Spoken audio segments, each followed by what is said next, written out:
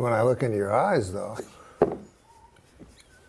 I'm not joking. When It's just I've never had a talk show host say that to me. When I look into your eyes, I see... and I've done hundreds of talk shows. I see an eternal being.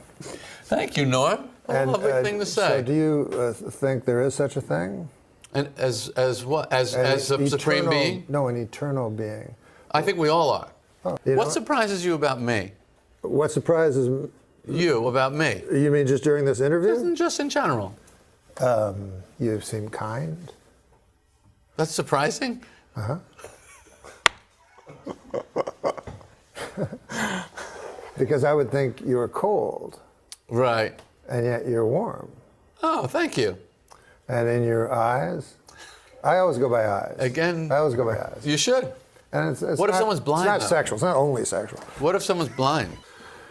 My dad knew a blind man, and my dad was in the war. He was, he was a double generation older than I. He had me when he was 50, so he was in. That explains a lot. He was in the great one, and all his friends were old. Right. And so. Wayne Gretzky? He had That's a good joke. So he had a blind friend, and he come over, and my dad said, "Do you want a Coke, Elmer? RC Cola." Oh, God damn. We don't got no RC Cola. We got Coca-Cola, the gold standard. Right. And this blind bastard wants an RC. So go down to Avonmore, pick up an RC. Well, that's a mile and a half walk. Right. So I walk with this blind son of a bitch. And he says to me, he wants me to describe everything. So I said, okay, well, on the left there's some cows lowing, and, there's a fence. He goes, is it like a wood that's near petrified? I said, yes, it is. And how big is it? 3 feet. I said, John Neil Margerison used to own this land. He said, I don't want to hear that. He says, just tell me what is. And so all of a sudden, I saw things as they were. I was very young, but I'll never forget that. Because I had to see for this blind man, I had to see and describe not my opinions. Right. So when I went by John Neil Margerison's house a quarter later, right, I didn't mention John Neil or anything. I just described the house, right, because that's all he wanted to see. And then I began to realize that life is what is, not what you think it is, or not even what it appears to be sometimes. Mm-hmm. But I think you would agree that your life or my life is just a series of facts, a series of incidents. It's not what you dream or hope or believe. It's what you do. I would say the exact opposite. What do you think it is? First of all, you mean to tell me this does not end with we suddenly realize, why the hell are we getting this blind man a different brand? That's not the punchline? Oh, no, there's no punchline. Oh, my God. I thought I was being... Yeah, Didn't you see a million miles away? 1,000%. Why are we getting a different brand Coke for a blind man? That's not where we're going? Well, he didn't... His sense of taste was expanded. He doesn't drink it through his eyes. I guarantee you could fool a blind person with an off-brand Coke. But anyway, let's go back to your question. Is life the facts, yes, or is it what we think yes, it is? And I would, to me, the facts are somewhat irrelevant. And what you dream, hope, imagine is the reality. Our life is the perfect testament to that, because everything we are is only because we imagined it. Yes, but you imagined it into being, and so the being is what's important. Yeah, no. Because the imagined made it. What if you just sit at home and imagine things on your chair? Are you just a person sitting on a chair, or are you what is in your mind, the imaginings of your soul? You're the imaginings. The real world is not this. Mm-hmm. These are props. This is the trunk. Is this the act is in here. Is this the real world? If you were really funny, you would have poked me like Mo. I mean, there's a reason that we don't look at each other in the chest. Isn't there? Yeah, but we take notice of the chest. Oh. We look in the eyes, but we also look around. You like a chesty lady, Yeah. right? I'm not. Oh, God. I know it's time to close my eyes to old ends, open up to new friends, leave my heart in Berlin, where the tables turning, seeking up. What's next for Jerry Seinfeld? We'll find out after this. No, Oh, because you're a young man. I'm 62. What? Really? 62. Holy Look how look you shit. get. Look good. Yeah. Looks a lot better than me, and I'm 68. Dreamlike. How fast did that go? I found it dreamlike. Quick. Me too. It's a wonderful thing. Yeah. There's something beautiful about this one. I'm so I'm not glad. joking. I'm not being ironic. No, I totally- really loved it too. It was great. Oh, that's great. So Too bad excited. this guy was here. Yeah. I wasn't going to talk about the coronavirus. But on the way here, I got really ill. But I think it was because I ate a cherry pie. Like, I got a cherry pie from Bristol Farms, and then I ate it, and then the car was going weird, and I was like, oh. And then he turned on the radio, Jeremy, and then all the fucking news was like, the guy was like, well, there's been so far 11 cases, 50, 200. I don't feel good, you know, you're like, oh, this is not good. I feel like I'm in a fucking middle of a Stephen King novel or some fucking thing. What is this?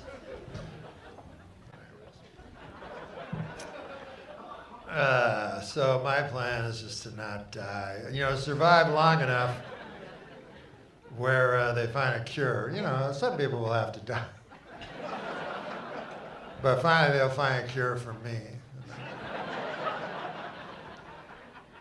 And then I'll thank all this. It's funny how Big Pharma is so evil till now.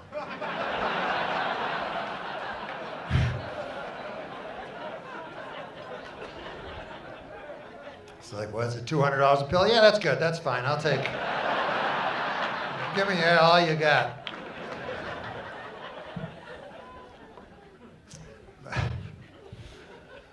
But now I'm sniffling, and I don't know what that is. Could be the cocaine, I guess.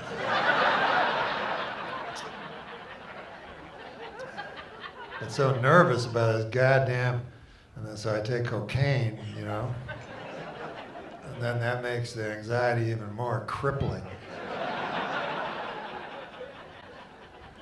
It's funny that we all now know how we're gonna die.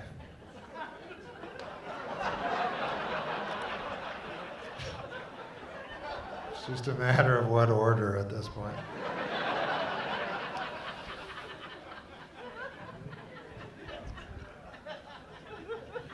I went to the Costco and the fucking everybody trying to buy shit and everything, like the end of the world. And I'm like, anything? And they go, you gotta make yours. I'm like, I don't know how to make Purell. Oh, I can't touch my fucking face.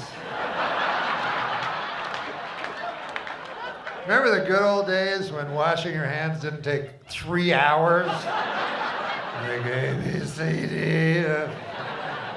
Just take me now.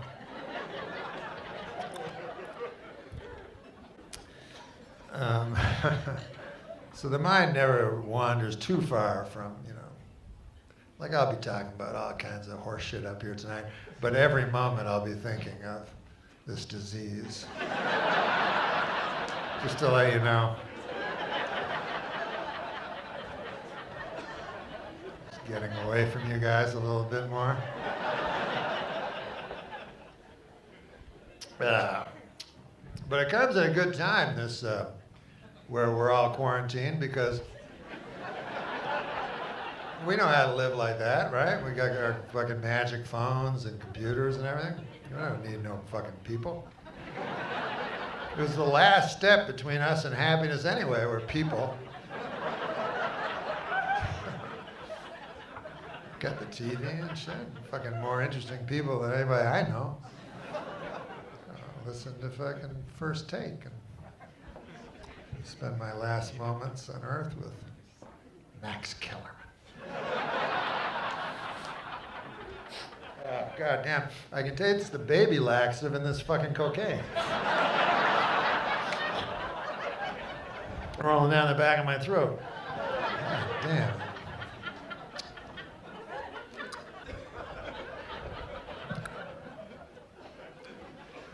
But I'm old anyway, so if I die, it won't be as much of a tragedy.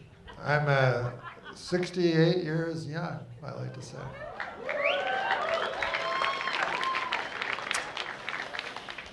Yeah. You get old and you start worrying anyway, Forget the coronavirus, like that's possible. I said I wasn't going to mention it. I was talking to the manager. He's like, nobody wants to hear about the fucking coronavirus. They come here to not hear about the coronavirus. I'm like, yeah, that's true. But it was a good idea you made. It was a good choice tonight to come out and sit beside total strangers. At least I might be here. I can run, At least I can flee when I see it. I don't want to alarm anybody at all, but I could sneeze on you. And it would be the equivalent of like a 9mm,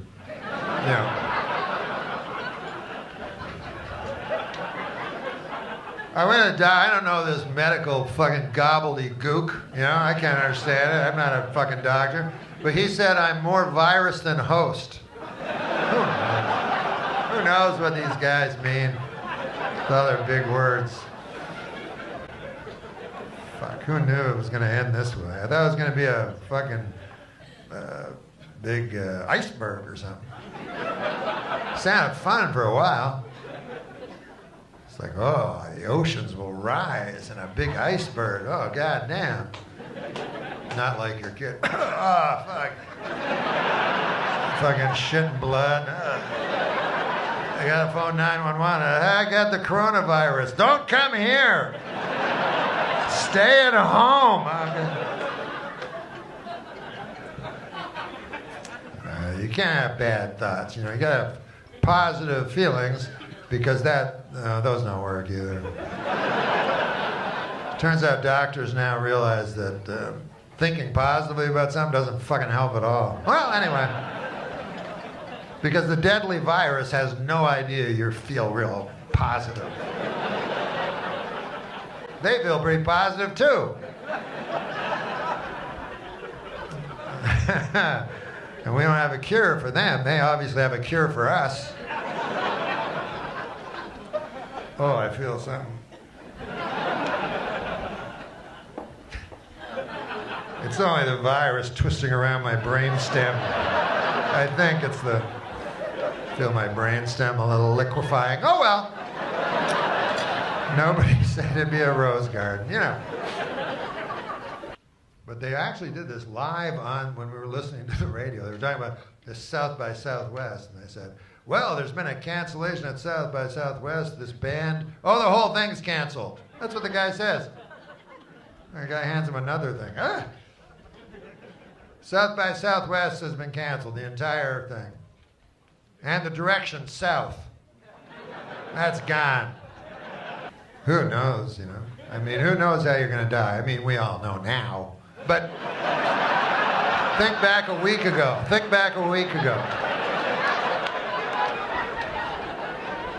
I loved back a week ago. Moving way too fast.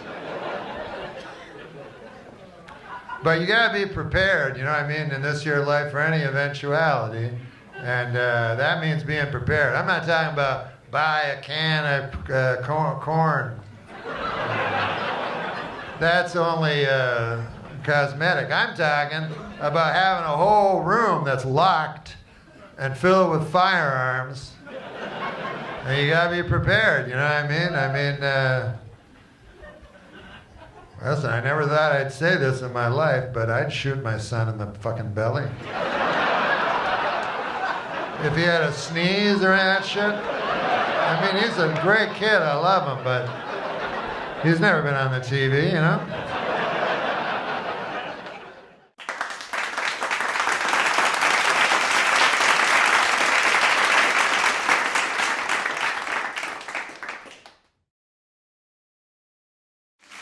All right, everybody, we're back. Ladies and gentlemen, for the last 5 seasons, my next guest has played Allison Parker, one of the many dysfunctional but gorgeous residents of Melrose Place. Please welcome Courtney Thorne-Smith.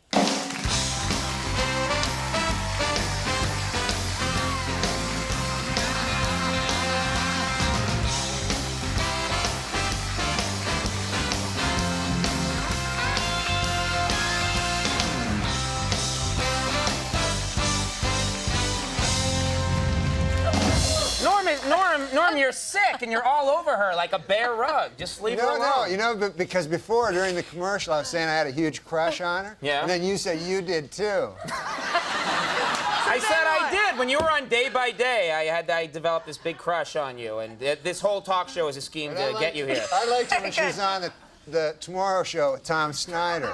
Not the Tomorrow Show, but the Later Show. He says to me in the You break. have no idea who I am. Yeah, no, I know from that show, that's all. He says to me, "Oh, I really like her. I saw her. I really think she's great. I really have a crush on her." And I said, "Where? You saw her at Melrose Place?" He said, "No, I was watching Tom Snyder, and she was on, and she was a great guest." And I said, "Wait a minute, that's the show that's opposite our show. Why weren't you watching our show, pal?" Because I wasn't on it that night. I gotta go. I'm just All right, no, stay. We have exciting stuff to talk about. You've been on this show, Melrose Place, for 5 years. for 5 years. And now you're leaving. Why are you leaving? It's time.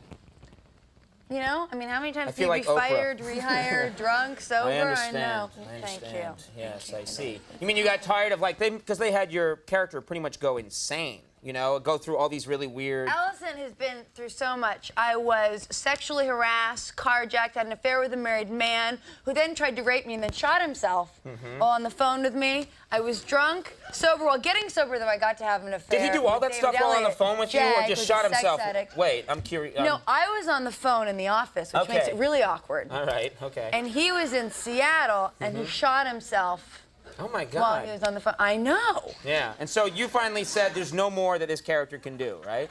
I can't do any more. I've been married and divorced and widowed, and it's too much. What's going to happen in the season finale? Can you give us a tip for all those fans out there? What's going to I happen? can't tell you. Okay. You'd be mad at Good me night, if I everybody. did. We had a good time. No, I mean, but give us some sense of is it one of those? Because every year they try and have a season finale where everybody gets into a Zeppelin and blows up, Something. Well, now you've given it away. It's a Zeppelin. It's a Zeppelin. All right. Are you talking about Melrose Place? No, because You're the biggest ass I ever met. I love you for it.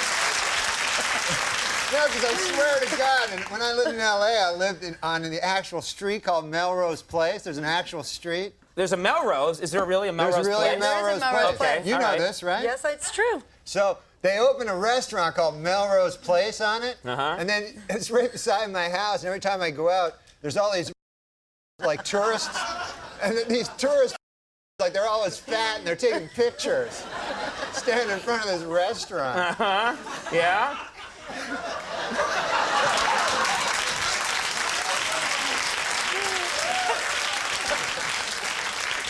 Well, thanks for the help, pal.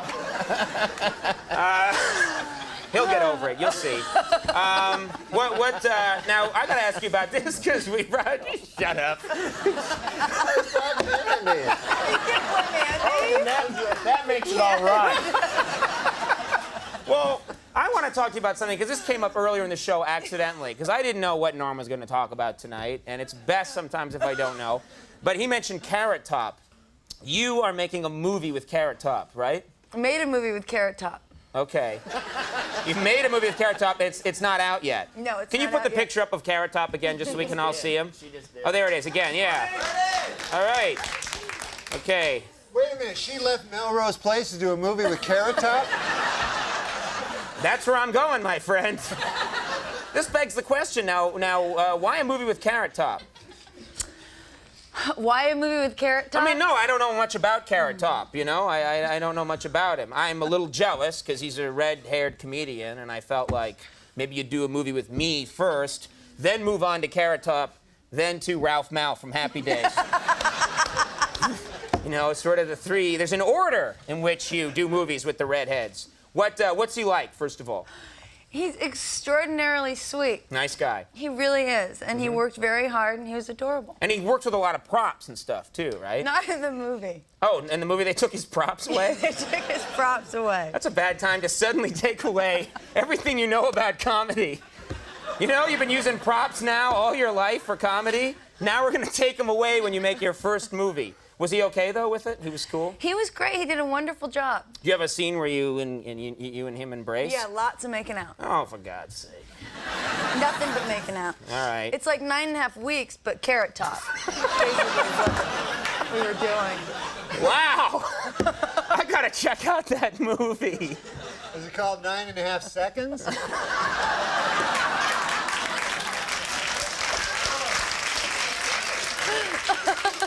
Like he's premature ejaculator. We got it. You know what happened? This is what happened. You know what happened? He said 9.5 seconds, and I'm looking at him because I know there's more. And I wait, and I see the glimmer in the eye, and then bang! I thought you were going to, but no. But what's the movie going to be called? Really? I know what it's going to be called. Yeah, what's that? If it's got Carrot Top in it, you know what a good name for it would be? What's that, Norm? Box Office Poison. I'm in it too. She's in it. What about my career? Courtney Thorne-Smith, the girl sitting to your left, is in the movie. I'm going to go see it for Courtney. After you scare everybody else away? No, I love this girl. I would see any movie with this girl in it. She's a beautiful lady and a talented, nice talk show guest. Okay. As evidenced by her appearance on our rival show. All right, well, there's this 2-hour season finale of Melrose Place. There's this movie coming out. Yes. Title undetermined at this point. Chairman of the board. Oh, all right. Do something with that, you freak. I bet the board is spelled B-O-R-E-D.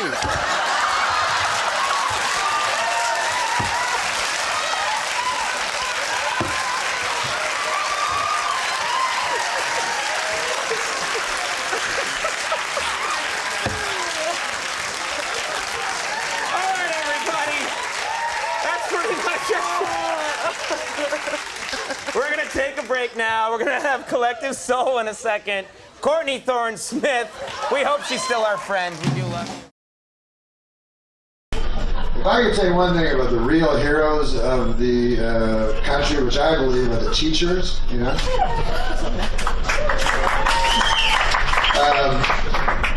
I don't believe they're the real heroes. I misspoke again. I think the real heroes are the real heroes.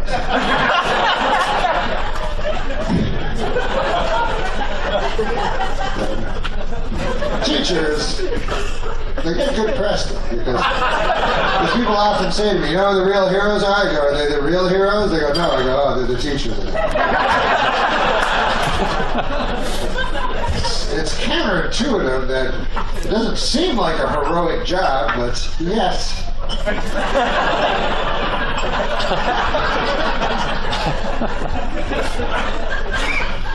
First of all, if you're a teacher, you get the same fucking vacations as a child. You get, like 4 months a year off. My vacation? I get almost no time off. We're 48 weeks a year. So 4 weeks a year I got. What about you? You're not one of those fucking teachers, right? She seems like a teacher. Now, are you a teacher? What do you teach? What grade? High school. What grade? What grade? No, but what grade? not so easy when it's the other way around.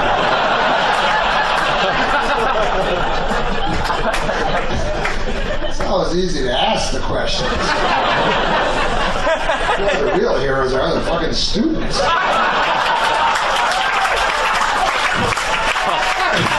actually have to answer the question. Now, what grade do you teach? 9 through 12. So you need a grade 13 education.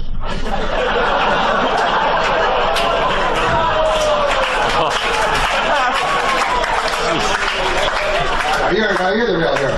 No, you're the real hero. No, I'm just kidding. You're the real hero. Our husband said, "You're not the real hero. Shut the fuck up."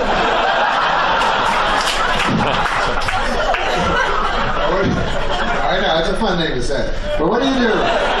What do you do for a living that your wife's the real hero? Well, you know you're not the actual real hero, don't you? You look obsessed.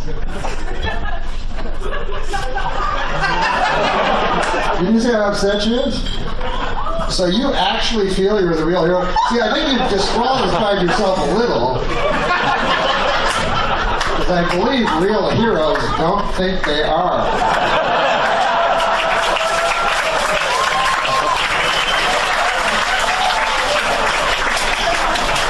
Because when you hear the real heroes, they go, "How the fuck did you run into that fucking fire and pull a guy up? You're a hero." And they go, "No, it's the teachers. Not me. I'm a little scared now. I gotta go lie down. Gotta pull the guy out of a fire."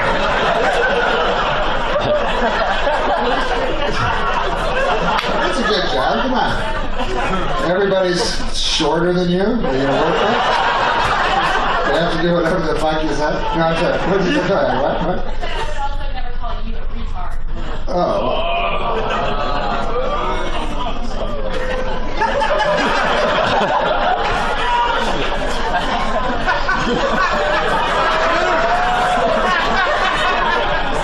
That's an odd word for a school teacher to use.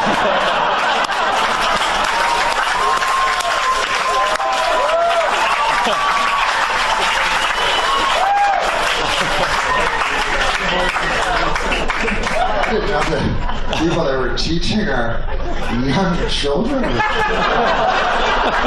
bandying around words like retard. I'm just kidding. No, they do a lot of good. You know what I read, actually, though? A serious statistic. They actually fuck more students than...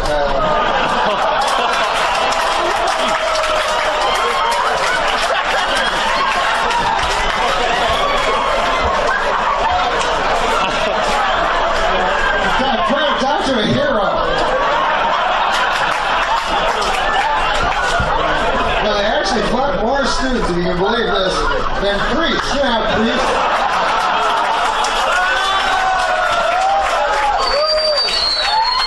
Nobody likes priests. Nobody's going around with priests are the real hero. And yet actual priests, who I know, I'm not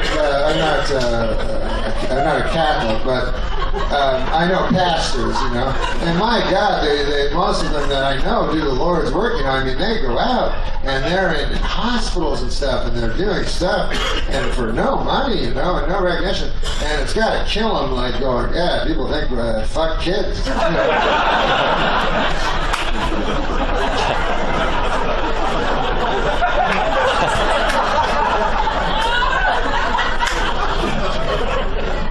Like if I was a priest, man, I just let it be known. Like I do a TV commercial. I go, "Hey, listen, I'm Father Norm here. Come on down to my church. I won't fuck your kid. I'll tell you that. That's the first thing I promise you." I'll tell you a little something about myself. I'm Father Norm, as I've told you, and 20 years or so ago, I took a vow of chastity. Now, what that means is I cannot have sex with a lady, you know? Now that's tough because I like ladies, and especially the ones. You ever see those ones where they press their tits together, kind of? They got a little cleavage on, but they look kind of hoary, but it looks like they don't know they're whores.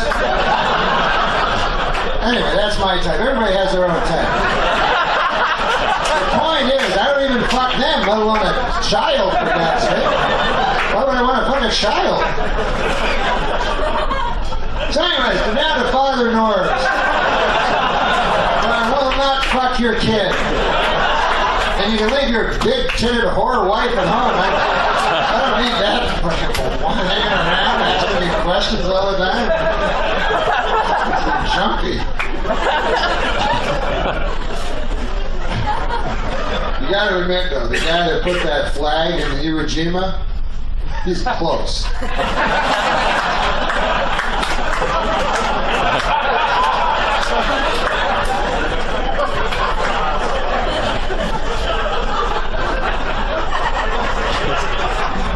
That guy went to the moon.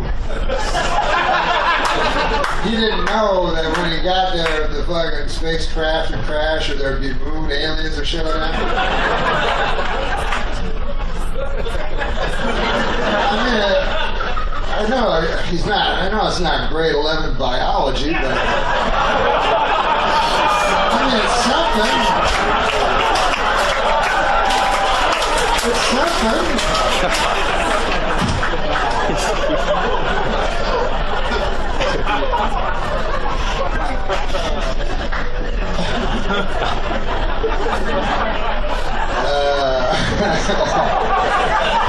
Imagine any fucking other fucking job, you know, you go, hey, I'm the civil servant, I'm a hero. You know, you're fucking retarded. But a teacher.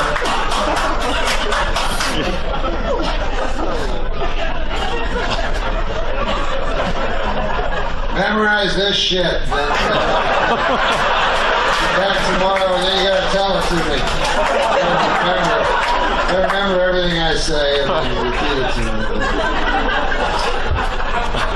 I got some problems for you. I know you're a child and that you don't have any problems. That's the cool thing about being a child, but guess what? You fucking got some now. On account of I've got some heroic work to do for you. Sure, you're a nice lady. Very, very heroic. But, listen, guys.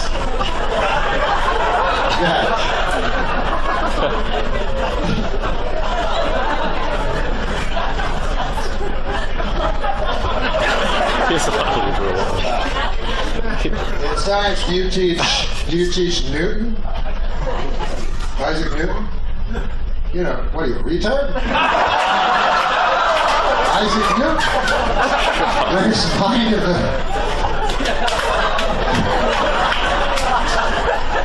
the hero that called me a retard is actually a retard herself. Everything's turned on its elbow. I'm sorry, what? A treadmill? Have I seen one? Wait, I don't even get it. It's not good when people are groaning and I don't understand it. No, have I ever seen a treadmill? Yes, of course. You mean the things you walk on? Yeah, I've seen it millions of times.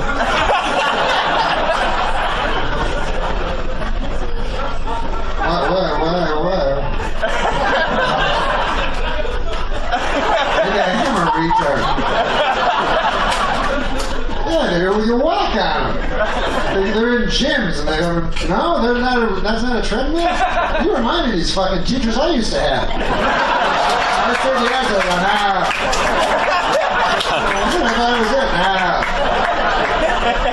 I'm pretty sure I have seen a treadmill, no matter what you say. It's a thing you walk on and then, right? You're not, what? You wouldn't be sure that I'd seen a treadmill? Well, you see, you're probably very bad at grading people.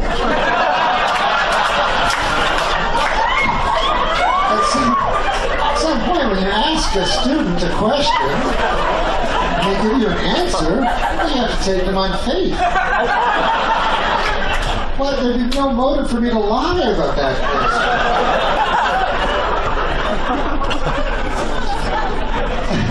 And I've seen dozens, hundreds of them. I don't want to brag, but you know,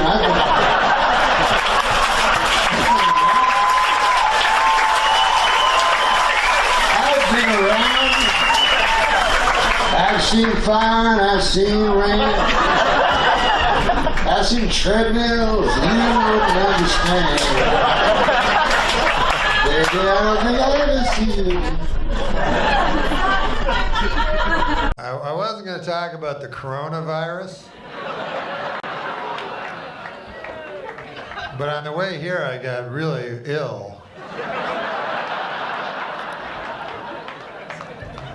But I think it was because I ate a cherry pie. Like, I got a cherry pie from Bristol Farms, and then I ate it, and then the car was going weird, and I was like, oh. And then he turned on the radio, Jeremy, and then all the fucking news was like, the guy was like, well, there's been so far 11 cases, 50, 200. I don't feel good, you know, you're like, oh. This is not good. I feel like I'm in a fucking middle of a Stephen King novel or something fucking like that. What is this?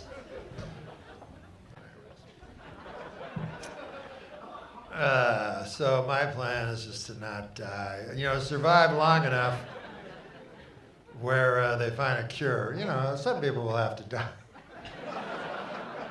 But finally they'll find a cure for me. And then I'll thank all those. It's funny how Big Pharma is so evil till now.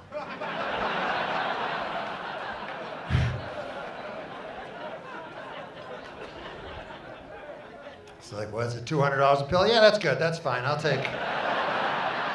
Give me all you got.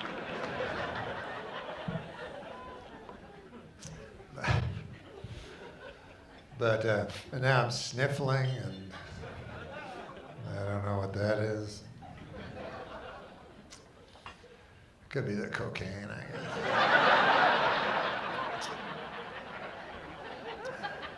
It's so nervous about this goddamn, and then so I take cocaine, you know, and then that makes the anxiety even more crippling. It's funny that we all now know how we're gonna die.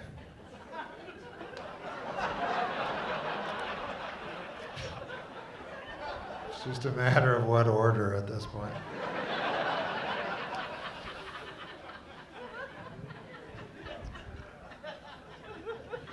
I went to the Costco and the fucking, everybody trying to buy shit and everything. Like the end of the world. And I'm like, anything? And they go, you gotta make yours. I'm like, I don't know how to make Purell. Oh, I can't touch my fucking face. Remember the good old days when washing your hands didn't take 3 hours? Like A, B, C, D. Just take me now.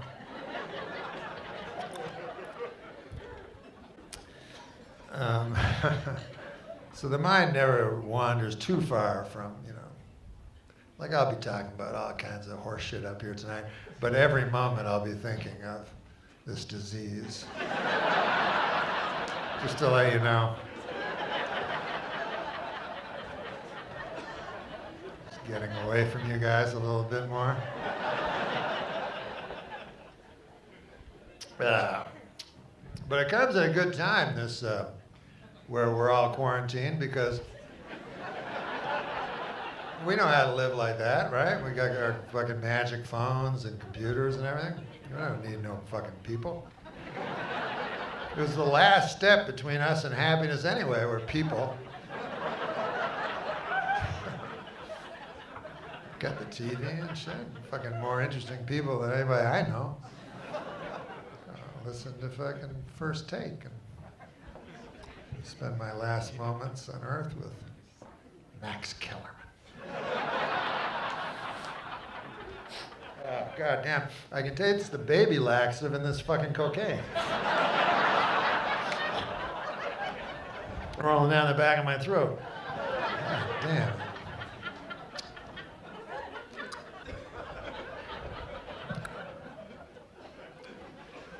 I'm old anyway, you know, so if I die, it won't be as much of a tragedy. I'm 68 years young, I like to say.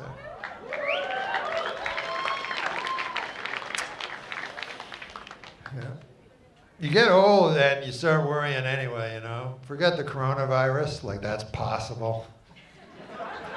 I said I wasn't going to mention it. I was talking to the manager. He's like, nobody wants to hear about the fucking coronavirus. They come here to not hear about the coronavirus. I'm like, yeah, that's true.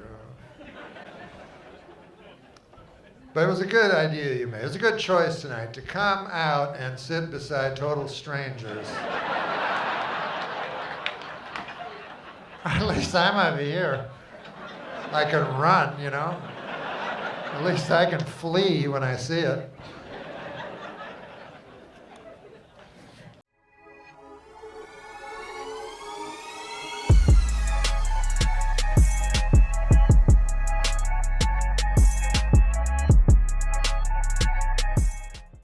Please like, hit that button, and please hit that button.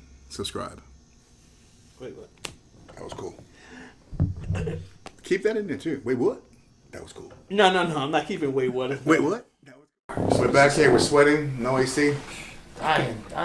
We're doing it all for you guys. Welcome back, guys. Welcome back. I don't know what's going on with the AC, man. It's toasty as hell, man. At Brian's house. We get a hold of our assistant, man. Yeah, man. Get a hold of our assistant. Fired. Bam, he's fired. Fired. Man. Grace. Make some calls, Grace. I'm surprised. We're upset. Grace, we appreciate you.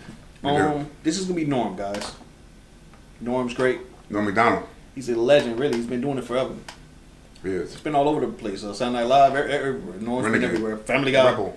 He's all over the place, man. This is a newer vid, I believe. It's talking about the coronavirus, yeah. So he talks about the coronavirus. Brand new.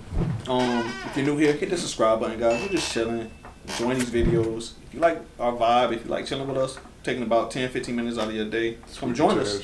If not, thank you for watching and keep it moving. It's not a big deal. Most of you know this guy does voiceovers, man, Brian Reed. So we have a segment called Brian Reed. Legend. He reads lyrics from songs. Let us know what songs you want him to read, man. What lyrics you want him to read. But the thing is, you have to send it to our Instagram. You have to follow our Instagram page. Send the lyrics to the DM. We're going to pick it. You have to be following us. You have to be following us. And he's going to read it off, guys. I'm representing for them gangsters all across the world. Still, hitting them corners in the Lolo girls. Still, taking my time to perfect the beat. And I still got love for the streets. It's the DRE. Again, guys, we appreciate you. Let's get into the video. Let's see what it's about. It's hot in here. I wasn't going to talk about the coronavirus. Turn it a bit. Can't you turn your shit up from your thing? I can't. But on the way here, I got really ill. But I think it was because I ate a cherry pie. Like, I got a cherry pie from Bristol Farms, and I ate it, and then the car was going weird, and I was like, oh. And then he turned on the radio, Jeremy, and then all the fucking news was like, the guy was like, well, there's been so far 11 cases, 50. 200. Damn. I don't feel good, you know. You're like, it's probably true. What are you saying? Cherry pie. Start with cherry pie. But it's true though. It's just as soon as right now you don't feel good at all, like you're like, whoa, weird, shit, I got it. Yeah. this is not good. I feel like I'm in a fucking middle of a Stephen King novel or something. What is this?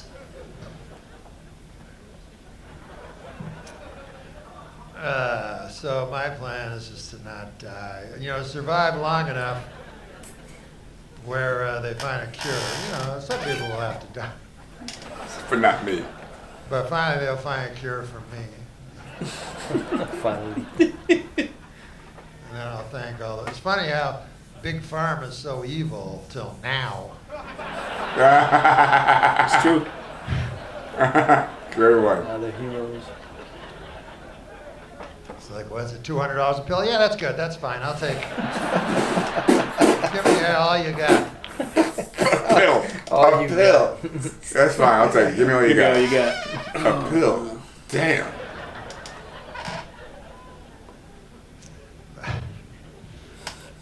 But now I'm sniffling, and I don't know what that is.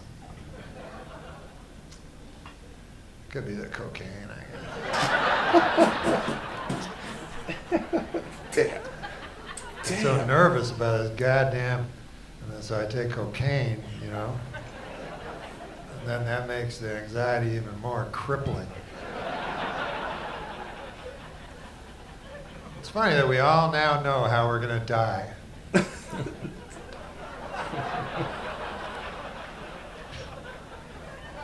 just a matter of what order at this point.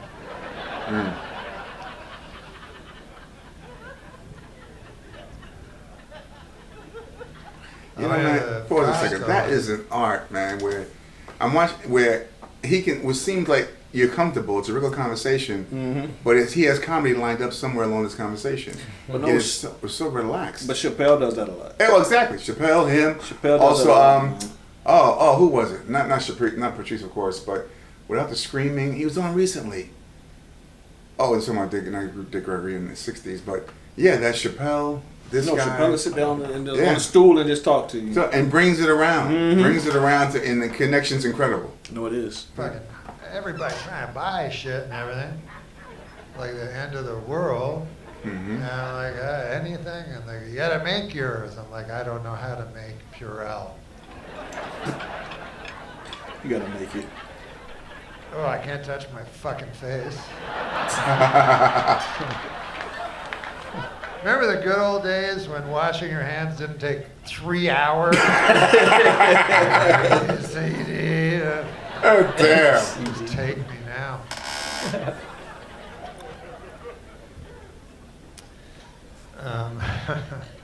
So the mind never wanders too far from, you know, like I'll be talking about all kinds of horse shit up here tonight, but every moment I'll be thinking of this disease. Just to let you know. This disease. Just to let you know. Getting away from you guys a little bit more. Back in the chair. But it comes at a good time, this, where we're all quarantined, because we know how to live like that, right? We got our fucking magic phones and computers and everything. We don't need no fucking people. I don't need no fucking This is the people. last step between us and happiness anyway, we're people. Oh, shit. That's a good line. Got the TV and shit. Fucking more interesting people than anybody I know. What he's saying is true though. Like it's hilarious, man. The way he does That's it. the end? No, the way he does it is just too funny, man. Too Yeah, funny. he's got great delivery. First Great time. cadence. Spend my last moments on Earth with Max Kellerman. First take. Max. Max God Kellerman. damn, I can taste the baby laxative in this fucking cocaine. God damn. Down the back of my kind of throat. shit? The baby laxative and the damn cocaine. God damn. This man's on some He serious. does the ingredients, he'll tell you. The baby laxative. Damn, it's baby laxative and this damn cocaine. That was good. So random. Yeah.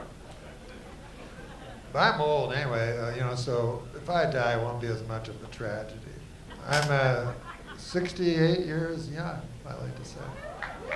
Not 68, is it? Yeah. Yeah. You get old and you start worrying anyway, you know. Forget the coronavirus, like that's possible. I said I wasn't going to mention it. I was talking to the manager. He's like, nobody wants to hear about the fucking coronavirus. They come here to not hear about the coronavirus. Mm-hmm. I'm like, yeah, that's true. But it was a good idea you made. It was a good choice tonight to come out and sit beside total strangers. At least I'm up here. I can run, you know. At least I'm up here. At least I can flee when I see it. At least I'm up here. He said, at least I could flee if I see it. At least I'm up here. Hey, Norm is the comedy style he has. I love it, man.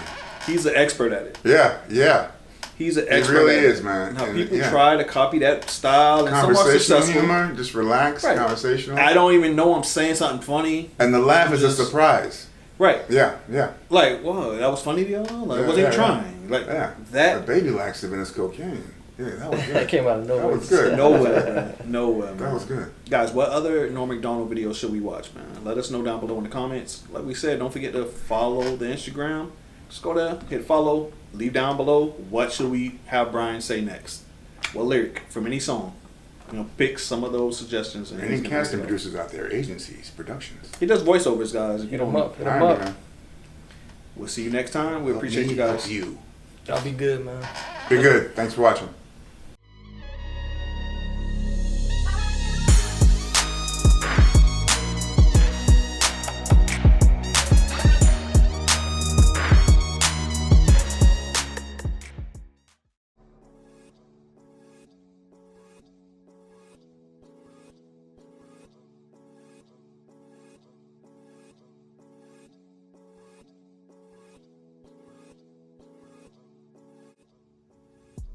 Yo, what up? Alright, so we got another one from Norm Macdonald. Okay. The great Norm Macdonald. Yes. Yeah, man. Yes, Yeah, the man. Great. The king of the dry humor.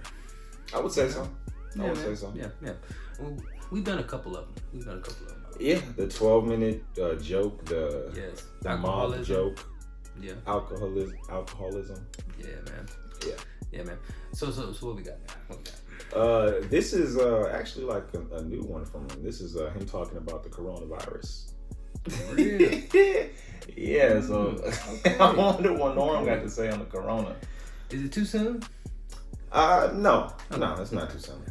Let's hear him out first. You know what I mean? Honestly, I'm like surprised he's on stage with the crowd. Like, when was this? It had to be like at least like a month ago or something. Because I think LA was like on a lockdown. What, 2 weeks ago? Was it 2 weeks ago? 2 weeks ago? I think so. Yeah. Everybody, you know, you're in my prayers. Everybody out Yeah, there, man, stay inside. Stay safe. Stay man. safe. Please. Yeah. Let's go, man. Let's go. All right, here we go. Norm on the corona. I wasn't going to talk about the coronavirus. But on the way here, I got really ill. But I think it was because I ate a cherry pie. Like, I got a cherry pie from Bristol Farms, and I ate it, and then the car was going weird, and I was and then he turned on the radio, Jeremy, and then all the fucking news was like, the guy was like, well, there's been so far 11 cases, 50.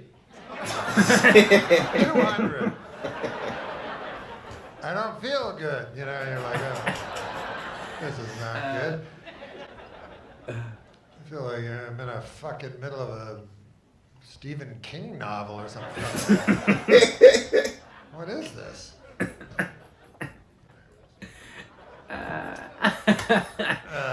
So my plan is just to not die. You know, survive long enough where they find a cure. You know, some people will have to die. But finally they'll find a cure for me. And then I'll thank all those. It's funny how Big Pharma is so evil till now.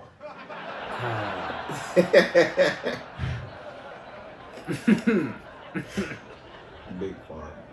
It's like, what's it, $200 a pill? Yeah, that's good. That's fine. I'll take it. Give me all you got.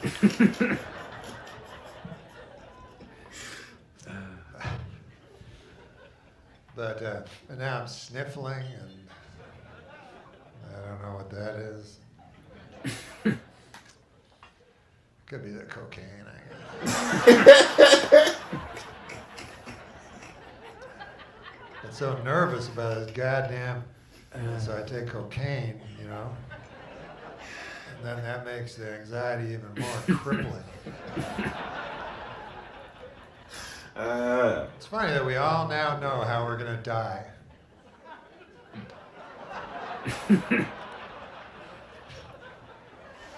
It's just a matter of what order at this point.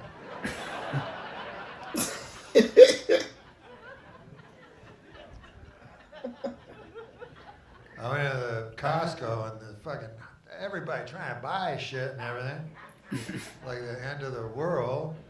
And I'm like, anything? And they go, you gotta make yours. I'm like, I don't know how to make Purell. Oh, I can't touch my fucking face. Oh, you touched my fucking face. Remember the good old days when washing your hands didn't take 3 hours? Like A, B, C, D. Just take me now.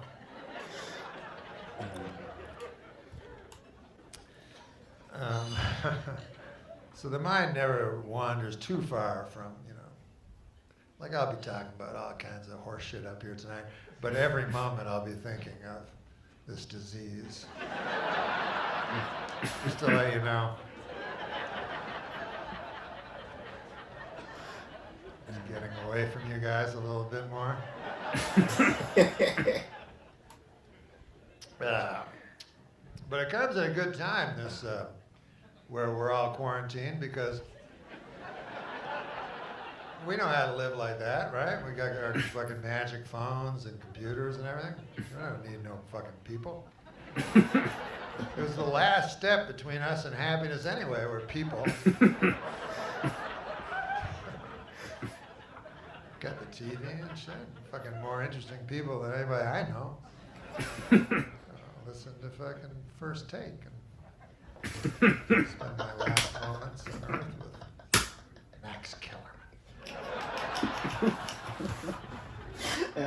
God damn, I can taste the baby laxative in this fucking cocaine. Rolling down the back of my throat. Damn. Stupid.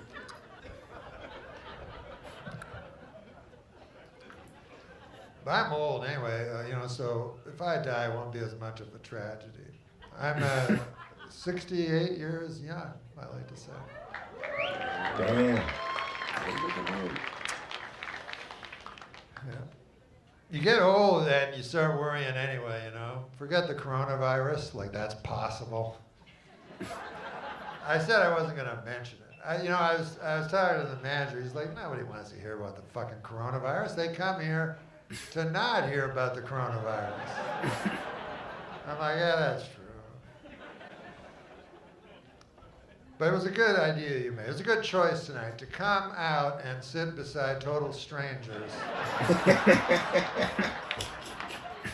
At least I might be here. I can run, At least I can flee when I see it.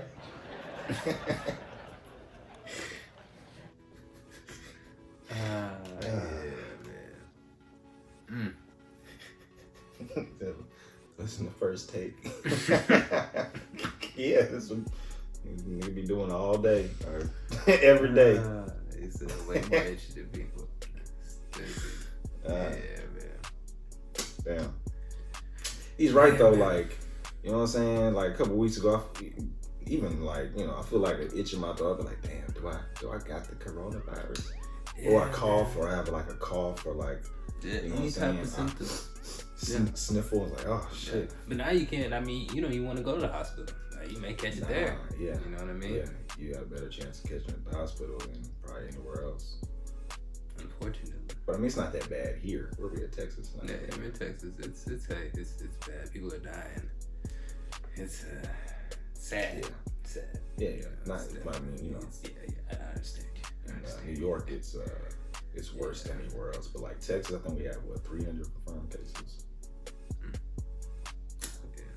Yeah, but but Norm.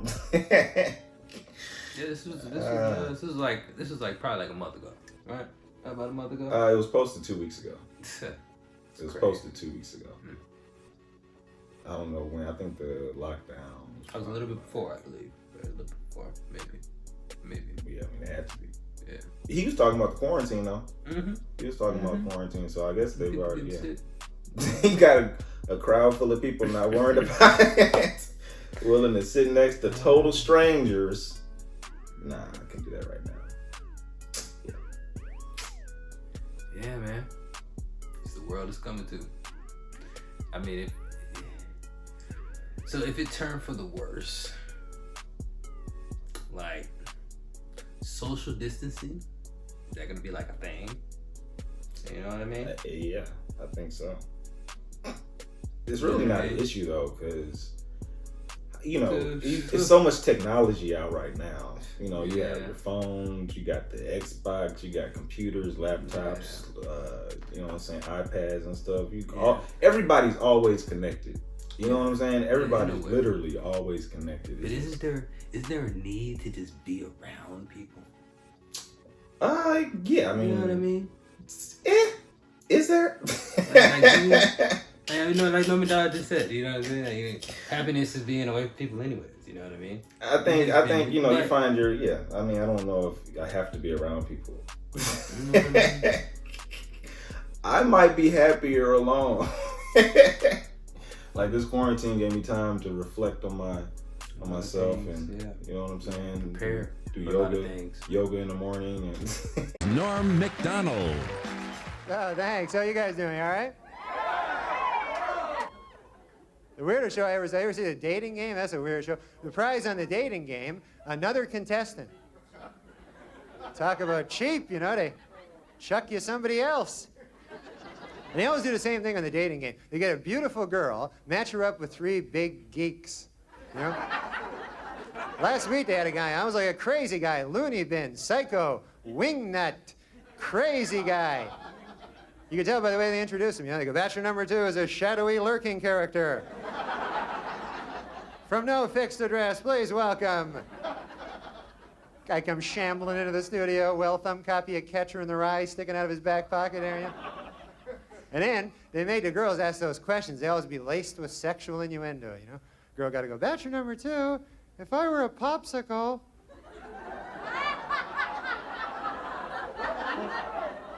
What would you do to me then? What?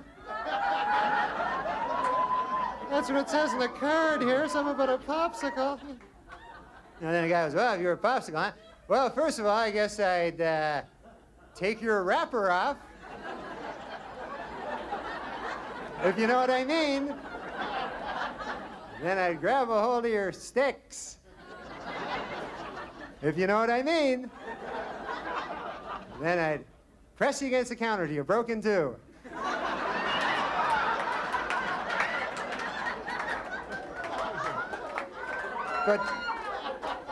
But half you in the freezer till later. You know what I mean? You understand what I'm getting at there? Crazy guy that turned out to be. But everything's expensive, isn't it? Oh, man, I want to buy this dog. You should have seen this dog. This guy wanted to sell me a dog in the store. It was $600, this dog. Can you believe it? $600 for a dog? Oh, man. I was looking to pay, you know, a buck. I just wanted a bargain dog, a nice discount dog, a cheap, off-the-rack kind of dog, any kind of... Show me to your bin of dogs, my good man, I said to the guy.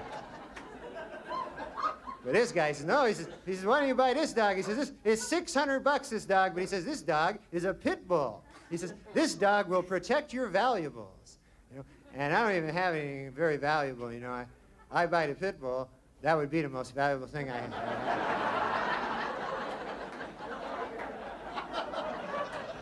I'd have to buy something to protect it then, you know. I'd be out shopping for wolverines the next day there. Show me something in a timber wolf if you could. No, you don't want a dog like that. I want a dog do things for me, you know, fetch my slippers and things like that. You know, Pitbull won't do that. I say, hey, Pitbull, fetch my slippers. You know, Pitbull go, I could kill you, pal. I'm a pit bull. Don't you read the papers or anything? I don't fetch slippers. I fetch people. That's all. I could fetch you a guy. That's the best I could do. Maybe be wearing some slippers. How about I bump a guy off around bedtime? How about that? So you go, all right then. Fair enough. Boy, those dogs will kill you fast, too, man. Just they rip your throat out. That's what a pit bull does. It goes, ah, rips your throat out, and you die. And you die before he hits you. Dog being there, you go, I think I'll have a heart attack. When I was a kid, it was a Doberman. That was a mean dog when I was a kid. And they'd rip your throat out, too, but they'd give you a little, head start. Doberman see you on the street, go, hey, your house over there? Go ahead.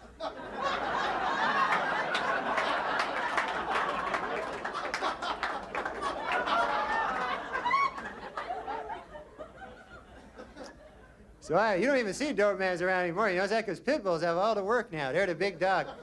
Dobermans, once in a while you see them on a street corner, It's sad. On a park bench with a Frisbee. I used to be somebody, hey. I'm a Doberman, hey. Got it back?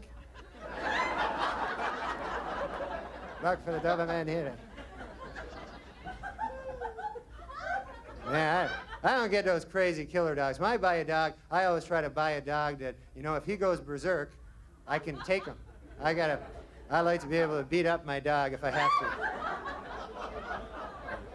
I got a wiener dog. I got one of those.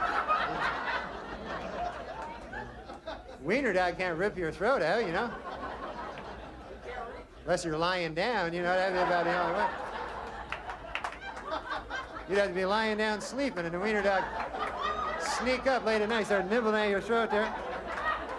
Maybe by daybreak, he's got a hold of a vein, he's pulling out a vein there, Well, you wake up, oh, get away from me, a wiener dog! What the hell, you think you're a pit bull there or something? Give me my vein back there, that's my vein you got there. Worse, a wiener dog give you maybe a hickey, that's about all you got.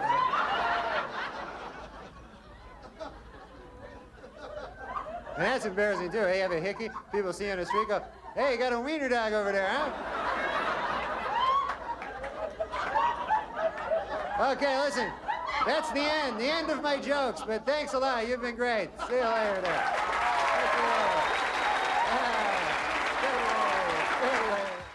Game show, and you name it, he's done it all. I think one of the hottest guys around, as they all are tonight, but this is definitely one of the hottest guys. A big hand, please, for Mr. Norm Macdonald.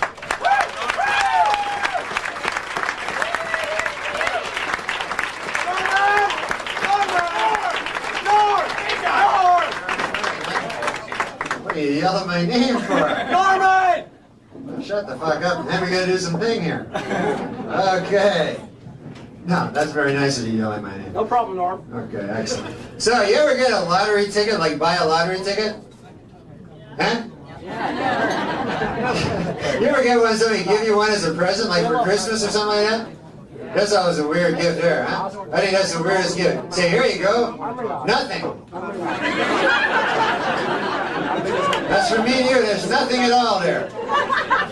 Cardboard I'm giving you this year.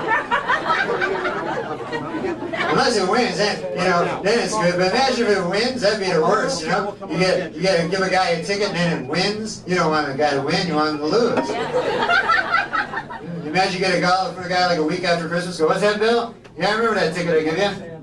14 million bucks, huh? Well, Merry Christmas to you. Guess no chance of that ticket skyrocketed up. Fucked up the joke because some weird things happening over here on my left. That's your right. I'm booting the guy out. That's your right. Excellent, kicking the guy out. I love seeing guys get kicked out. While I do my little camera thing.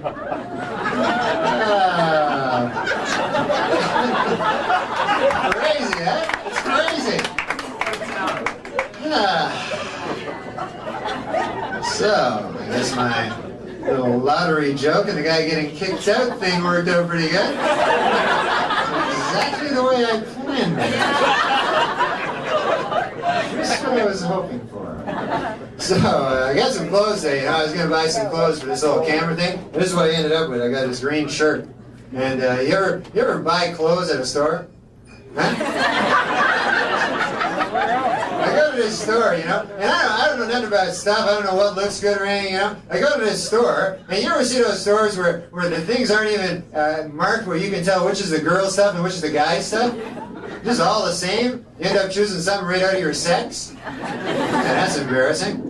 And you go, yeah, salesman, I'm interested in this here. And then the guy goes, what are you? It's a girdle. And you go, oh, wow. That was a hat. To me, that's a hat.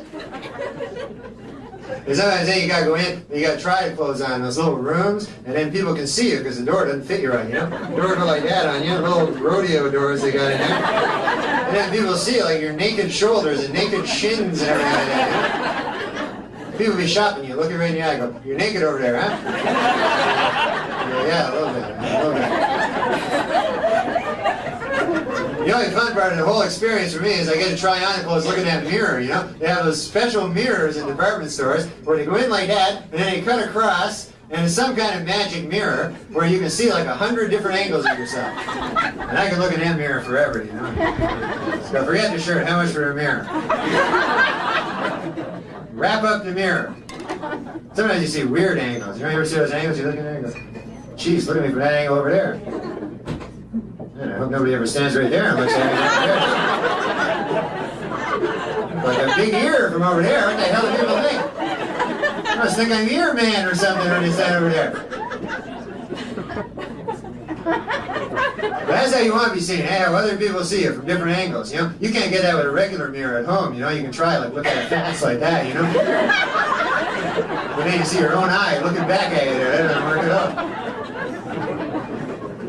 The only time you can really see yourself with others is when you don't notice the mirror. Sometimes you just be walking down the mall there. Doodly doodly doo. Oh! That was me there in the mirror there for a second. But I love mirrors, you know, but you don't want to be caught looking in the mirror because people think you're vain, you know what you are, but you don't want people to know it. So, sometimes you be looking in the mirror, a guy catch you, you know. Oh, the mirror! I was just looking at it. I didn't notice my reflection or anything like that. Oh, look, there's me in there. How about that? You ever know some mirrors are better than other mirrors? You think all mirrors be the same, you know? But sometimes you be in the bathroom, you get ready for the night, you go, hey, look at me in the mirror there. Oh, I'm looking good. Okay, I'm ready to go out now, looking good like I do. And then you walk by the mirror in the bedroom, you look in there, you go, hey, I look like shit here. What the hell happened between the bathroom and here? This mirror shot here, right? So now I got a lift down here because I don't know how to drive. You know, I can't drive. I gotta get my license. You know, gotta get my driver's license so I can go. You know, I can have ID and stuff. You know, because I have no good ID. All my ID stinks. You need a driver's license for ID, you know, or something, a credit card or something. You know, you ever try to cash a check with that little card that comes with the wallet? They just look at you, you know. I came down here, you know, we drove down here, and you ever have 3 people in a car and you have to sit in the back seat all by yourself? Man, that stinks, doesn't it? All lonely back there and everything, and they're having fun up in the front seat. This is one of those cars too, only had 2 doors, you know? 1 door for each of the front seat guys, and you don't even get a door in the back seat. I had to bum a door off one of the front seat guys there to get in the door.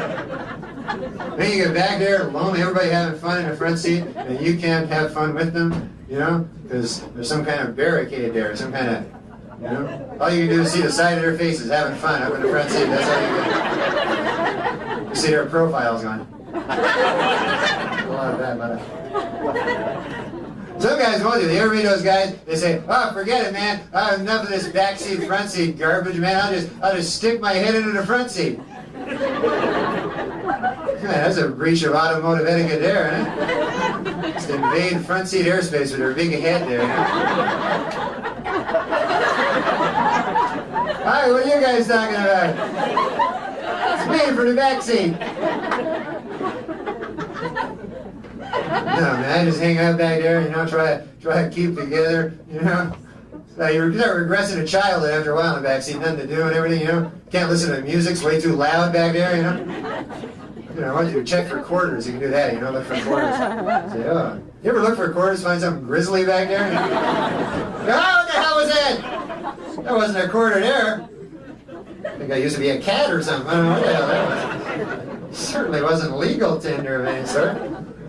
Maybe you can make a window, you know, on a little drawing on the window, you know, you go,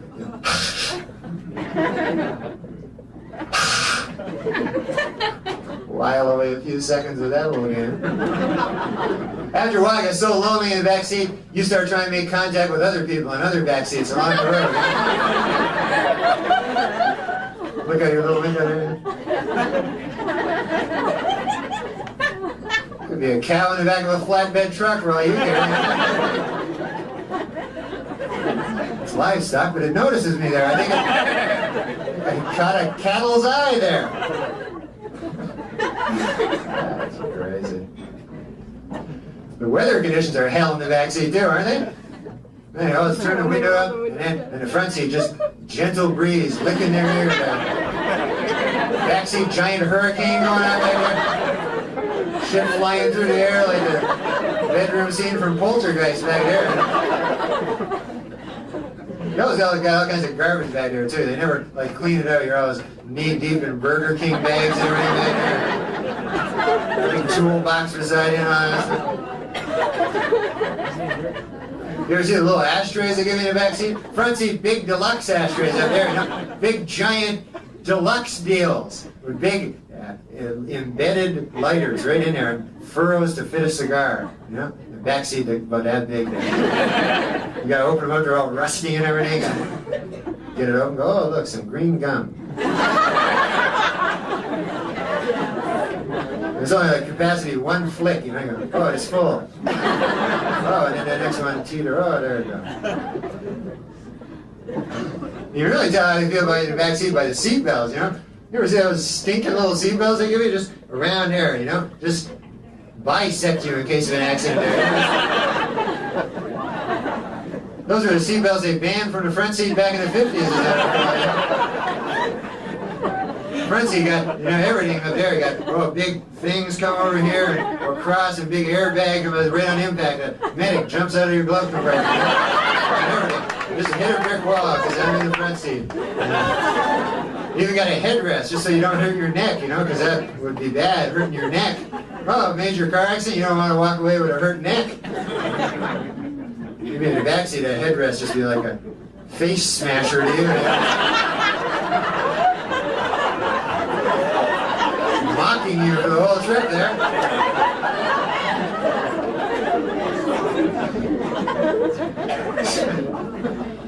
It's worse when you have to share the backseat. You ever have to share the backseat? Like there'd be three guys all stuffed into the backseat, and you're all, you know, and you're crunched in. You're with two guys, and they're right beside you, and you're in the middle. You ever be? That's the worst. Backseat middle. That's the worst spot of all, man. Nobody ever chooses that spot, you know.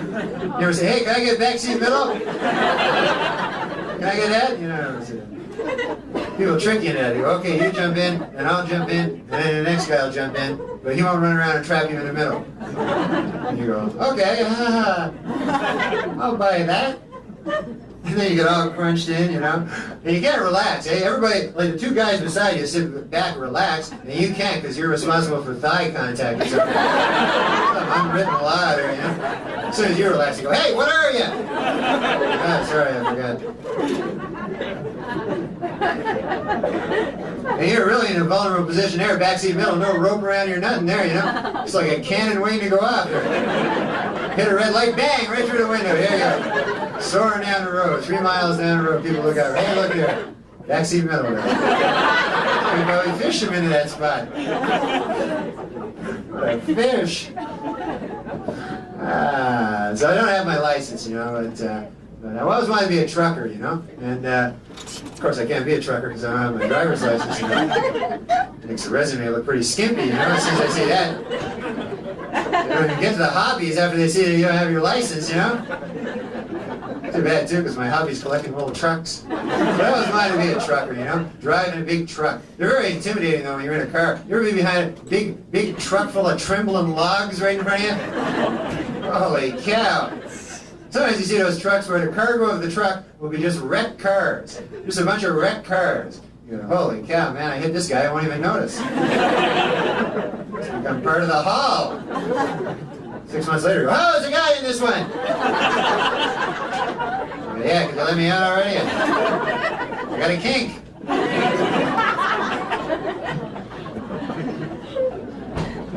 Yeah, a trucker, that'd be great, you know?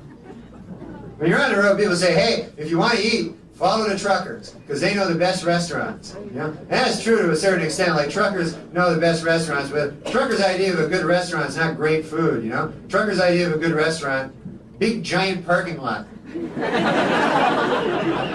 Basically all they care about, you know? You have a big, giant parking lot of your house. Trucks just show up there. You got anything to eat? But sometimes I go in there and just pretend to be a trucker, you know? I'll just walk into a truck stop, get out of the car, pretend to be a trucker, because they don't know, you know? And you can just pretend. Sometimes they'll buy it, sometimes they'll talk to you like a trucker. They'll go, what are you hauling? That's what they say, what are you hauling? Then you gotta make something up, you gotta go, pig iron. Ah! I'm going over there now. Ah! I'm still a trucker though. Ah! Then you sit down and eat at their big tables. Everything big in a truck stop, eh? Big oak tables about that big. Big. Everything's big for a big trucker. Big. Forks about that big. You know? Spear giant spuds with them and eat them whole.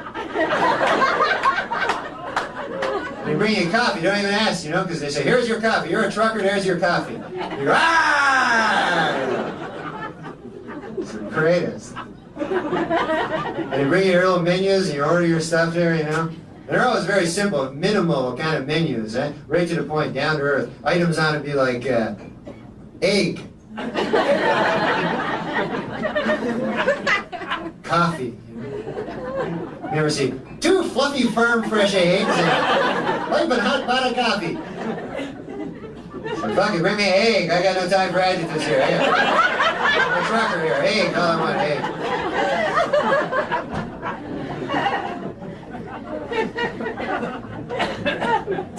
I love the little girls, the women, you know, that come and they're Marge. That's their names, waitresses. Marge, right there. And you talk to them like no other waitresses, you know. You go, ah, Marge, ah, I'll marry you one day, ah. They go, oh, my husband left your hide, Bert. I was calling myself Bert, you know. Then you buy your stuff, you know, you eat your little thing and everything, and it's great. And coffee, limitless coffee, endless cup and bottomless loaf of bread, and that's the life. Sometimes they bring you ever see that stuff they bring? It's not even cream, like it's not cream, and it looks like cream, but it's not cream. Like you say, hey, bring me some cream, and they bring it says, not cream, right on it. It says, and you go, hey, this is not cream. I asked for cream. This is not cream. Here, this is not cream. Sometimes there's stuff like weird code, like edible oil product. You know, what the hell is that? It says edible right on it. You know, that's not good, you know?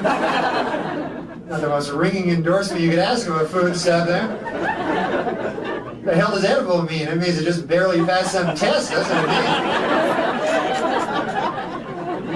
But you go to those truck stops, and then after you eat, you always go to the gift shop and buy a little gift, you know? Like they'll have maybe a hat. They always have a hat with a little joke on it, a little dirty joke, you know? It'd be like a rhyme. It'd be da-da-da-da-da cock. Da-da-da-da-da word that rhymes with cock. Well, yeah, give me the hat with the cock and the rhymes. Thank you. Sometimes you see those hats, they're just dirty. They don't make no joke at all. This is why I saw one shithead. And they had a chunk of shit on the hat. They came in children's sizes, too. That was a frightening part. Oh, it's Billy's birthday around the corner. Imagine his look of delight. So he has a shithead hat there. Actually, psychiatrists now say there's nothing better for a 7-year-old self-esteem than a piece of human waste on his head. They used to think it was a bad thing back in the dark ages of psychology. Thank God, we've come a long way since then. Wow, well, I forgot to do my little watch thing. I was putting on my little watch thing, and then the guy started screaming at me like a maniac, and I forgot to hit it. You know? Some guy with a well-thumbed copy of Catcher in the Rye in the front seat here. Okay, so you guys have been great, and thank you very much. Enjoy all the rest of the show.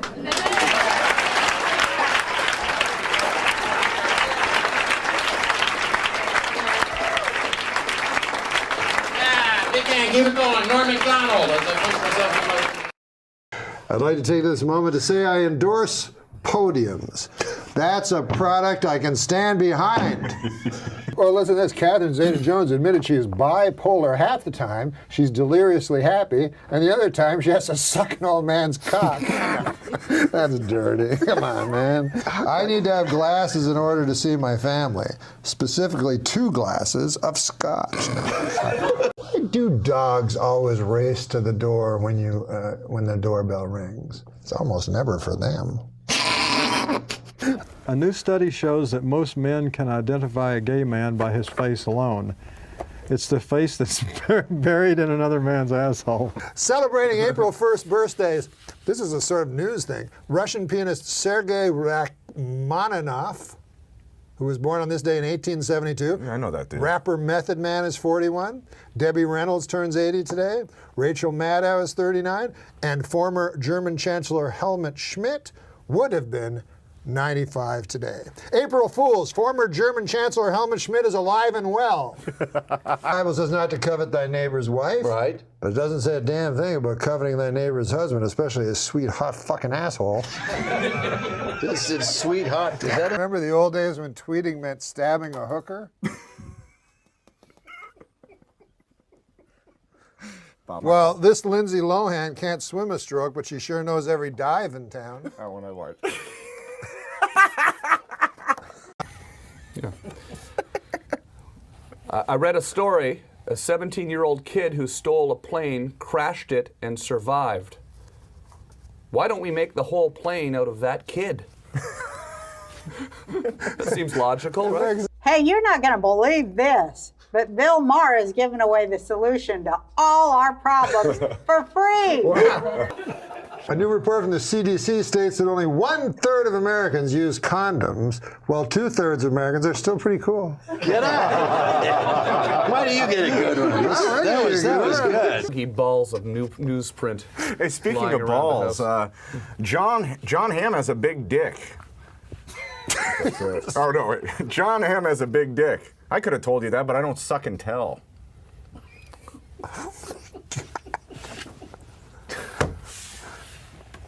You ever read a book? Oh, you read that communist thing. Yeah, I read the Marxist Manifesto. Who was the better man? Okay. Dr. Martin Luther King? Stalin. Danny DeVito looks like one of those guys with a short but thick penis. Okay, here, what about this joke? Call me an old softy, but I'd prefer if you called me a distinguished gentleman with a flagging erection. White girls who wear big hoop earrings may be guilty of, quote, cultural appropriation, and they risk getting a curse put on them by peeved gypsy fortune tellers. A Miami, Florida pimp is in custody after forcing a 13-year-old prostitute to have his name tattooed on her eyelids when she threatened to run away from him. Roman Thomas III faces charges of human trafficking, false imprisonment, lewd and lascivious exhibition, and delivery of a controlled substance to a child. You know, I know the scriptures say, judge not lest ye be judged, but you know, I'm just going to come out and say it. This Roman Thomas III guy, this guy's a real jerk.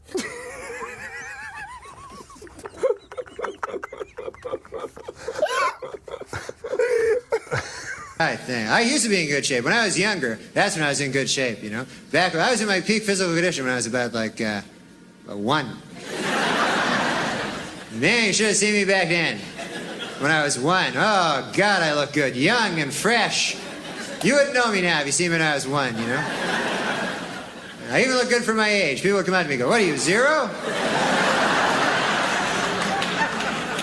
But this is my brother-in-law. This is my brother-in-law.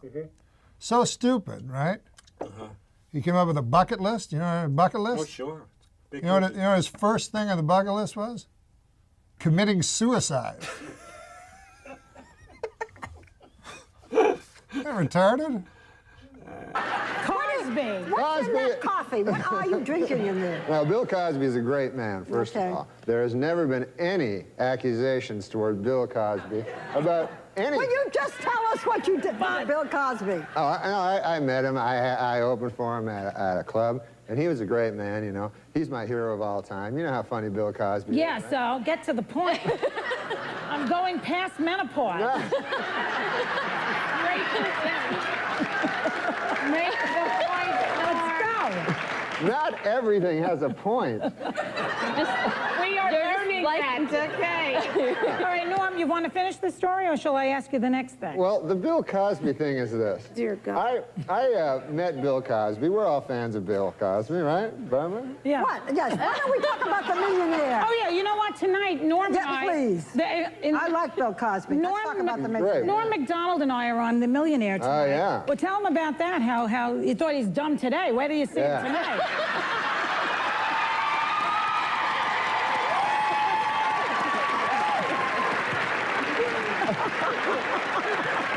Come on, Norm. Tell him, Norm. People always told me Hollywood was like incredibly liberal and biased, and I thought it was untrue, man.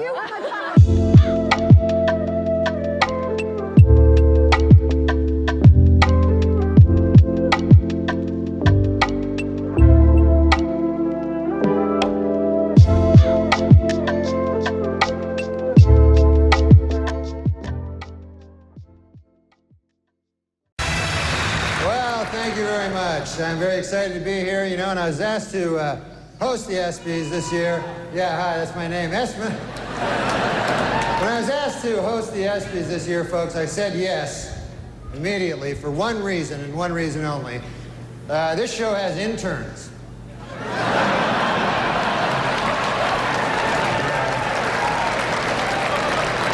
I'll be having little improper relations backstage a little later. But man, it's great to be here at the 6th annual ESPY Awards. Hard to believe, huh, that the ESPYs are 6 years old. Although Anthony Mason swears they're 18.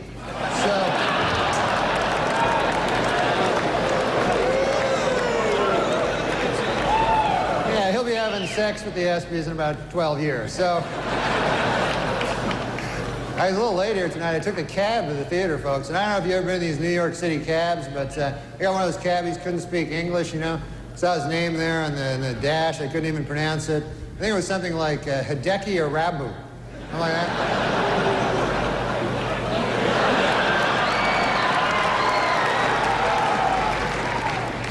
Arabu's been having some trouble, man. They fired his translator. Steinbrenner fired his translator. And people see that as cruel, you know, but I don't know, you know. I mean, if you're not doing well in Yankee Stadium, you know, do you really need a translator? Do you want that, you know?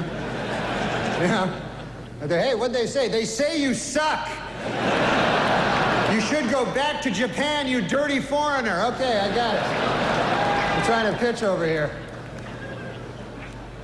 It's great to be here on ESPN. I love sports, man. Man, you can see sports on ESPN you don't see on other networks. You know, like kickboxing. That's my favorite sport. Kickboxing is great. When you think about it, it combines the style and grace of boxing with kicking. It just seems kind of immature. Just backstage, a lot of celebrities back there, man. I was talking to Jerry Jones, you know, the Cowboys owner, and he's disappointed, obviously. Yeah. Well, he's a good guy, though, man. He's talking about rebuilding the team, you know. And he told me, he says, we have to get back to what made us a championship team. Strippers and crack.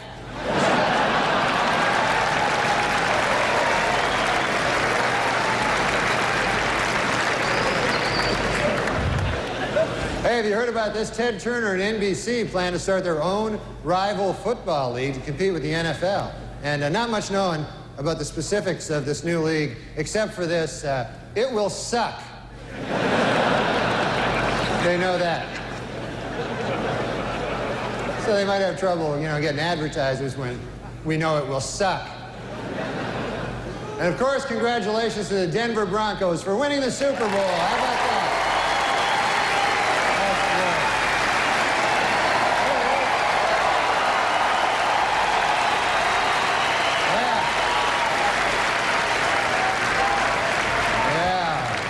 Denver did great, you know. There he is. I love the Denver fans, you know, because for one thing, they don't wear food on their heads. That's nice. And they had a wild celebration in Denver after that Super Bowl, man. And now city officials expect an even wilder celebration if the Nuggets win 10 games this year. They say they're gonna say the whole city's gonna go nuts. Yeah, the Nuggets are having a bad year this year, man. Matter of fact, they're making a film about the team. They got a pretty catchy title. It's Black Men Can't Jump Either.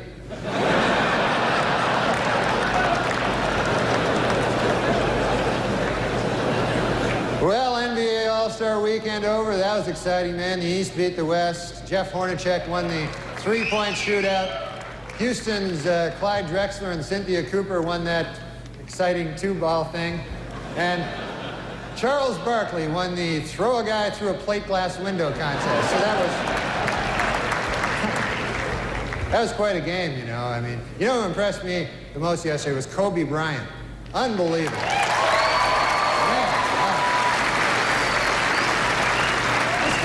This guy's amazing. 19 years old, the youngest starter ever in the All-Star game, and he played so well that today he was named spokesman for NBC's new public service campaign called Screw It, Who Needs College? Of course, the biggest story in basketball, no question about it, Michael Jordan may retire. Yeah, Michael Jordan may retire after this season, and it's terrible news for Bull fans, you know, but it is terrific news for golf hustlers.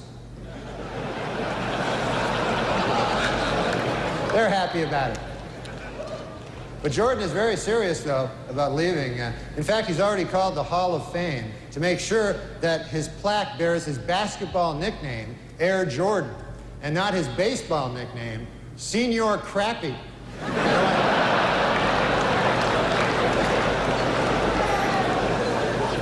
That would just be disrespectful, you know? Well, how about them Winter Olympics? They're finally underway, so we've got a lot of great stuff to look forward to in the next 2 weeks, like hockey and, well, just hockey, really.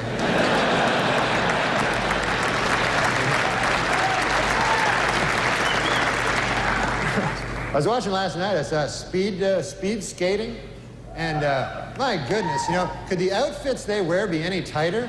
Holy Lord. There was an East German woman, I swear, you could see the outline of her entire penis. It was...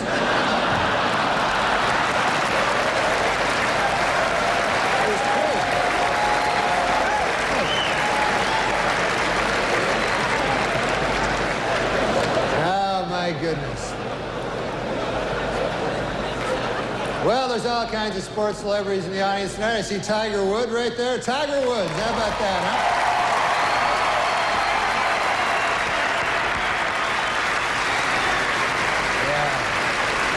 Yeah, he's up for golf. Of course, he's up for Golfer of the Year this ESPYs. And you know who I feel sorry for, folks, is the other two guys nominated for Golfer of the Year. You see these guys getting ready, you know? It's like, hey, honey, have you seen my tuxedo? No, not the good one. The one I wear when I'm going to get my ass kicked. Have you seen that one?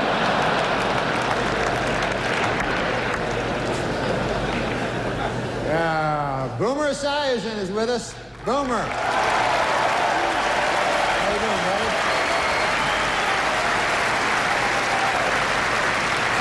Boomer, of course, will replace Frank Gifford on Monday Night Football next season.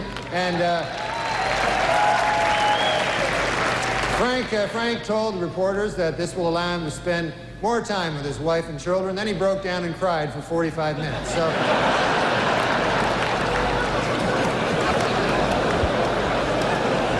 And there's Charles Woodson. How about that? Huh? What a season he had.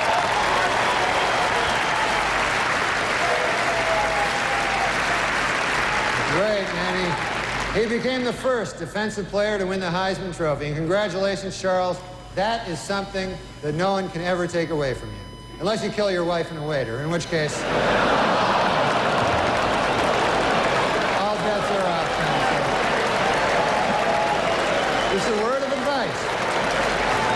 Folks, before we can begin Tonight's night. We must. Comedian Norm Macdonald has become a huge hot topic over his comments about Roseanne and Louis C.K. and the Me Too movement, and it led to the Tonight Show, you know, saying that we're going to cancel the appearance, but we wanted him to come and clear the air. So please welcome Norm Macdonald. You took a lot of flack for saying in the art of for some things that you said in the Hollywood Reporter, saying that you were kind of glad that the Me Too movement has slowed down, and we don't really know you as a guy who, you know, really comments on very much that's going on. So what were you trying to say? Yeah. Well, I was, you know, print reporters, they ask you questions and they put them all together. What I was talking about was Chris Hardwick, this particular comedian. Right. That was a friend of mine. And, you know, if 500 women go against a man, obviously the guy's guilty. But in the Chris Hardwick one, it was one woman against one man. Mm-hmm. Right. You know, so I was saying that I thought it was good that the pendulum was slowing, and Chris Hardwick has been as rehabilitated as he's going to get. He still tells me he can't walk down the street without people yelling stuff at him. Yeah. But that's all I was trying to say. Okay. Well, you know, you do raise valid questions about, like, due process and, you know, verification of what went on. I think that we would agree with that, you know, that you have to back it up somewhat. But when you kind of lose me when you imply that the hardship that your friend Louis C.K. is a friend of mine, too, really. I know him a long time. That the hardship that he went through is equal to the hardship that the victims went through. Right. That doesn't compute. No, it's not true. Can you explain yourself a little there? Yeah, no, that's not what I was saying. When this happened, I was working for Roseanne when Roseanne's thing went down, and I called her the next day, and she was crying the whole time I was talking to her. Right. I've known Roseanne for a while, and I was worried about her because she seemed really, really in a bad place. And I said, I can't really talk to you about this because I've never been through anything like this. And I said, I know Louis, and he's been through this, where he's had everything taken from him. Right. And I said, not many of us have gone through this, and so you should talk to each other because and then the guy said, what about the victims? And I said, well, the victims haven't gone through this. I was talking about this particular event. Of course, the victims have gone through worse than that. But I'm going to get a victim to phone Roseanne? No, but that's a good clarification. And that's why it's so important to be able to clarify and to be able to explain, because at the heart of it, I think we are forgiving people. We jump very quickly today, but I do think that we like to forgive. You went on the Howard Stern show yesterday to apologize, and you ended up making it worse because you said you'd have to have Down syndrome not to feel sorry for the victims. Yes. Do you regret saying that? You just keep on getting into trouble, Norm Macdonald. It's always bad when you have to apologize for the apology. An apology. Do you lose it when you're on Howard? Is that what happens, Joe? Well, there is a thing on Howard where there's a recklessness in the studio, and you know, you used to be a word we would all say to mean stupid that we don't say anymore, right? Yeah. You know the word I'm talking about? Yes. And stupidly, I was about to say that word, and I stopped and said, "What's the right word to say?" And then I said a different word that was equally. Did you realize in that moment that probably offended I realized at that moment that I'd done something unforgivable. Yeah, right.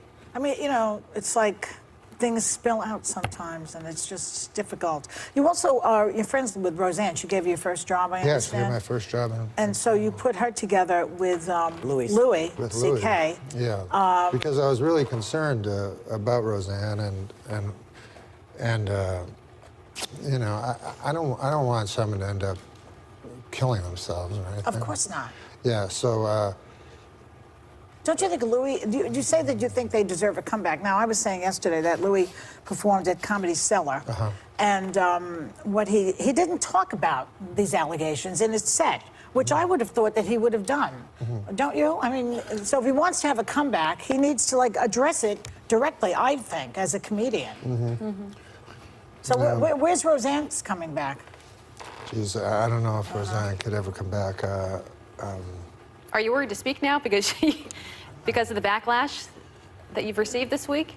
Now are you thinking twice before everything gets out of your mouth? He always seems that way. This is how he's a slow talker. He's a talks like that. But I think just in general, I think in America. general, we all have to think very carefully about the words that come out of our mouth because you risk offending somebody or a number of people. Right, Well, right. Joy's often said that PC, political correctness, is killing comedy. It is killing comedy. Do you to a agree large with that? extent. Yes, Even I in the agree with clubs that where it's a because- small group. Yeah. Well, You as know, long as there's a often people will come and say, you know, some guy said a joke and you're asked to defend it, and the joke is always horrible. Like it's the worst joke you've ever heard. Yeah. And you're in this position where you have to defend a terrible joke on free speech, you know. But I always, like, reporters always ask you, like, what's offensive? Is anything over the line? And I personally think almost everything is over the line. They like you to be edgy, and then when you are, you get hurt for it. Right. But you know, comedians. But are I will trying- say the remark I made about people with Down syndrome was just a Insensitive. terrible, Yeah. terrible, And terrible stupid. thing for me to say. We agree. Well, all of this is happening. Yeah. You know, and we also, you know, we've all stepped in it as comics. Yeah. We all have stepped in it as comics. And as lawyers And and as journalists. maybe, but not quite the same way. Not quite the same. But let me ask you. Go ahead. Sorry, Whoop. You know, your appearance on Jimmy Fallon was canceled. And he said that his staffers were actually crying about the comments that you made. Were you surprised at that reaction? Weren't Have they you been crying surprised that you were there? They were crying that he was there. That you were even there. Have you been surprised by this reaction? Yeah. Really? Well, yeah, I have been surprised because, you know, I never did anything. I mean, I spoke, but I mean, I don't want to be tossed in with people that actually did, not crimes, but sins, or, you know, I barely have consensual sex.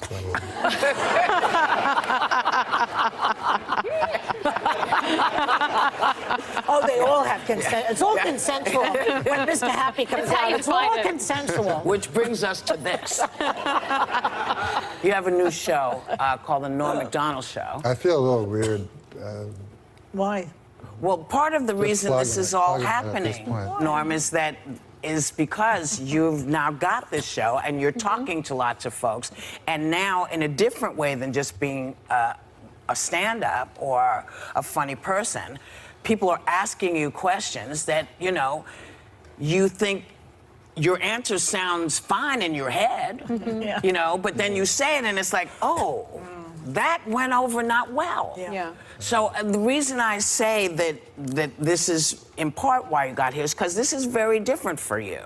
The conversations that you're having with folks, they're asking you questions that would not that we would talk about, you and I would talk about, but you know, they're not for public consumption. Right. And I know what you mean, but you know, when you're talking to a whole bunch of folks, they may not know what you mean because they don't know you. So tell me, what's going to be different about your talk show? Because I'm told you're not doing any politics, which is probably great. You know, you're not talking about heavy stuff. What are you talking about? Stuff with guests that have to do with their lives and, you know. Yeah, I'm just talking about.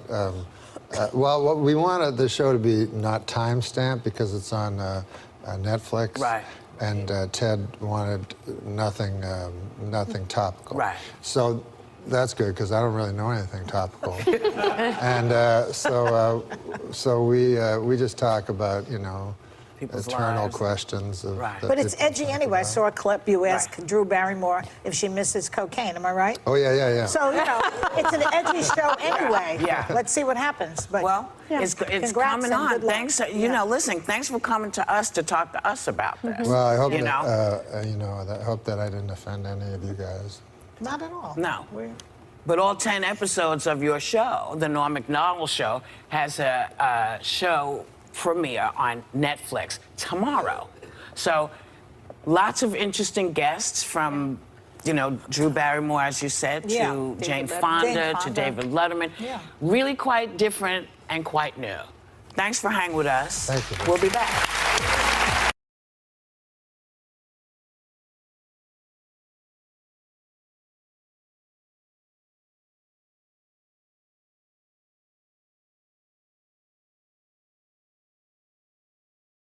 Judge Lance Ito this week barred all potential jurors from reading Faye Resnick's controversial new book, Nicole Brown Simpson, Diary of a Life Interrupted.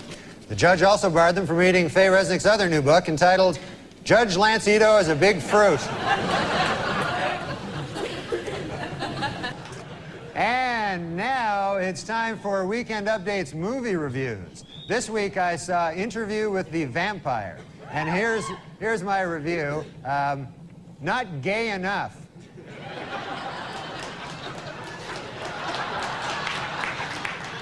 This week, a court banned gays from marching in Boston's St. Patrick's Day parade, but they will still allow them to be beaten up by drunken Irish guys. I'm afraid to know what you're applauding at there. Okay.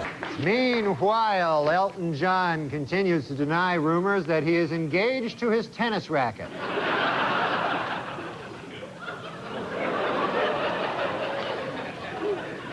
Well, if I can be allowed a personal opinion, you know, I think Harrison Ford's new mustache works. And by works, I mean looks really gay.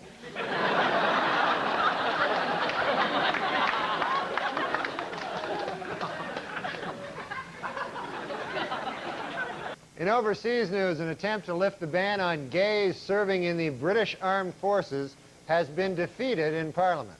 This raises a difficult legal question. How do you exactly tell if a British guy is gay?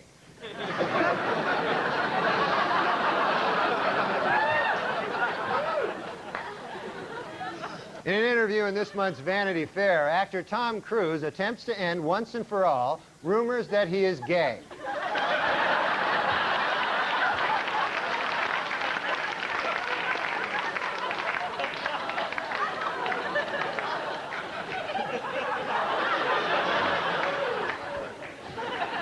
Meanwhile, the U.S. Army is dealing with a scandal of its own as dozens of female recruits have charged drill instructors with sexual harassment, intimidation, and even sexual assault. Analysts are calling it the best argument yet for gays in the military. Jonathan Schmitz, the Jenny Jones guest who killed his secret gay admirer because of his fear and hatred of homosexuality, has been sentenced to 25 years in prison. Well, I guess that plan backfired, huh?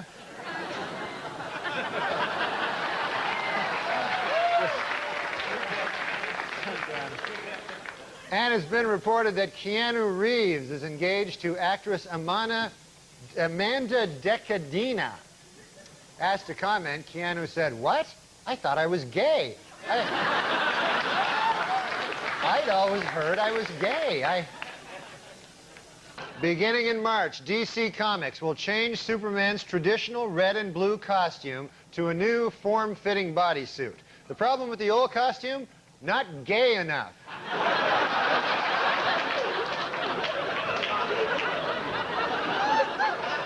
What the hell's going on in the country?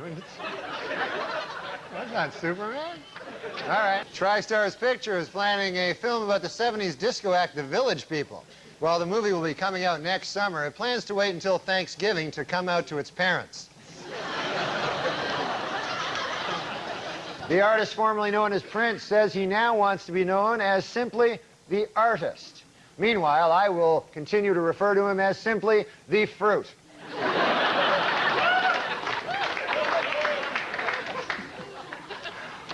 In other music news, several major acts are on tour this month, including the Counting Crows, Metallica, and the Fruit. A study on weight loss revealed this week that women who participate in a weekly diet program lost 50% more weight, snacked less, and bought more fruits and vegetables than women in general. Which just goes to prove my new theory: Richard Simmons is gay.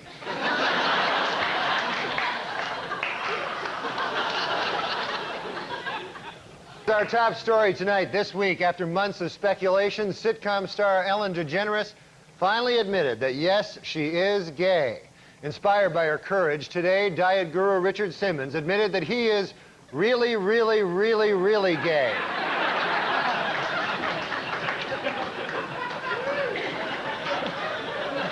And the other big thing I read the newspapers. I also read the magazines, you know. The periodicals. Yeah, the periodicals. Yeah. And I was reading, I don't know if you read the cover of Time magazine, but they got the cover this week is a lady saying, I'm gay. Yeah. It's Ellen DeGeneres, Yeah. I think. Yeah. Yeah. But that's got to be a slow news week, a lady saying she's gay. That's a big story. I guess. Yeah. And, but it's brave of her, though, you know, it's brave. Yeah. It's brave Takes of her. a great deal of personal courage. Yeah. And I'll tell you what, I read just this morning that Richard Simmons now, to take it even further, he now is making a statement that he's really, really, really gay.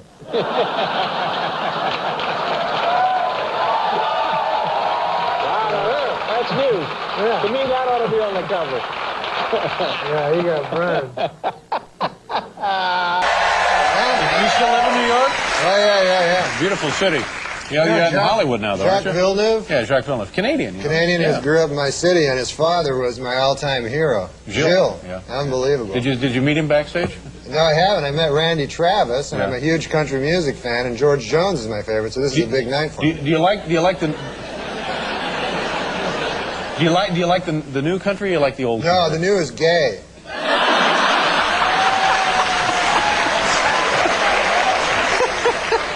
Oh, hell yeah. You know, I don't want to tell you how to do your business, but Yeah. you got a suit on. I should have a tie. What, would it kill you to wear a tie? You know, just come on, make me feel better. No, you know what happened is I had a tie, and on the way here, a dirty homeless bum stole it. No, it didn't happen. No, You no. look like you're in town on a convention and have decided to go nuts. What? I was in an elevator, you know, in this hotel, and there were these two Shriners, you know, and so I guess, I don't know, I thought, do I look like a gay guy or something? Because I'm in this, What do you want to look like, Norm? What are you trying to look like? I want to look like a guy that would not be on Cunanan's hit list. So I was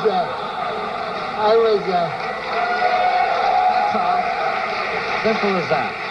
But I'm on this elevator, you know, and there's these three Shriner guys, you know, the Shriners, they wear the hats. Funny hats. And sure. so they were going, hey, how you doing there, fella? You know, so I go, I'm all right. And I'm wearing the suit, you know, because I'm at this hotel. And so then they go, yeah, he goes, hey, they go, later on tonight, we got a party going on up in our room. They go, we got some booze there, some broads, you know.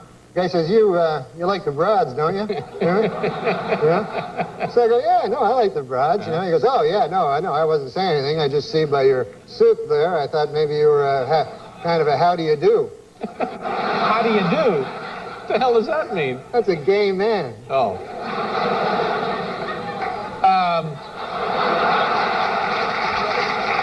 I don't know. How you feeling? You all right? Somebody told me you had the flu or something. Oh, no, I'm all right. How do you do, by the way? I'm fine. Fine. You don't have the flu? You weren't feeling? I heard you were a little under the weather. Had a cold I was a little bit sick, you know. I went to the doctor. I was going to the doctor, you know, because I'm when worried. you're sick, you go to the doctor? Yeah, or even when I'm not. You know what? Yeah, that's right. Even when I'm not, I'm worried. I'm like, well, maybe today I'll get, like, bowel cancer or something, you know? Like, I get concerned. No, I swear, that might sound weird, but there actually is no such thing. I checked in the medical dictionary.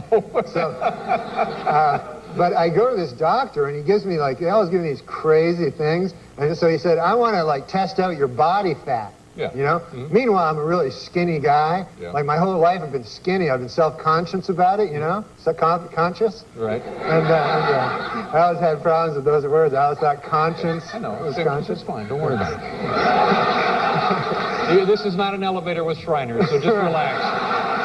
So the guy, I said, I don't need no body fat thing, man. I'm a really skinny guy. So he puts these calipers on me, you know, and he tests me out. Comes back, turns out I'm fat as well as skinny.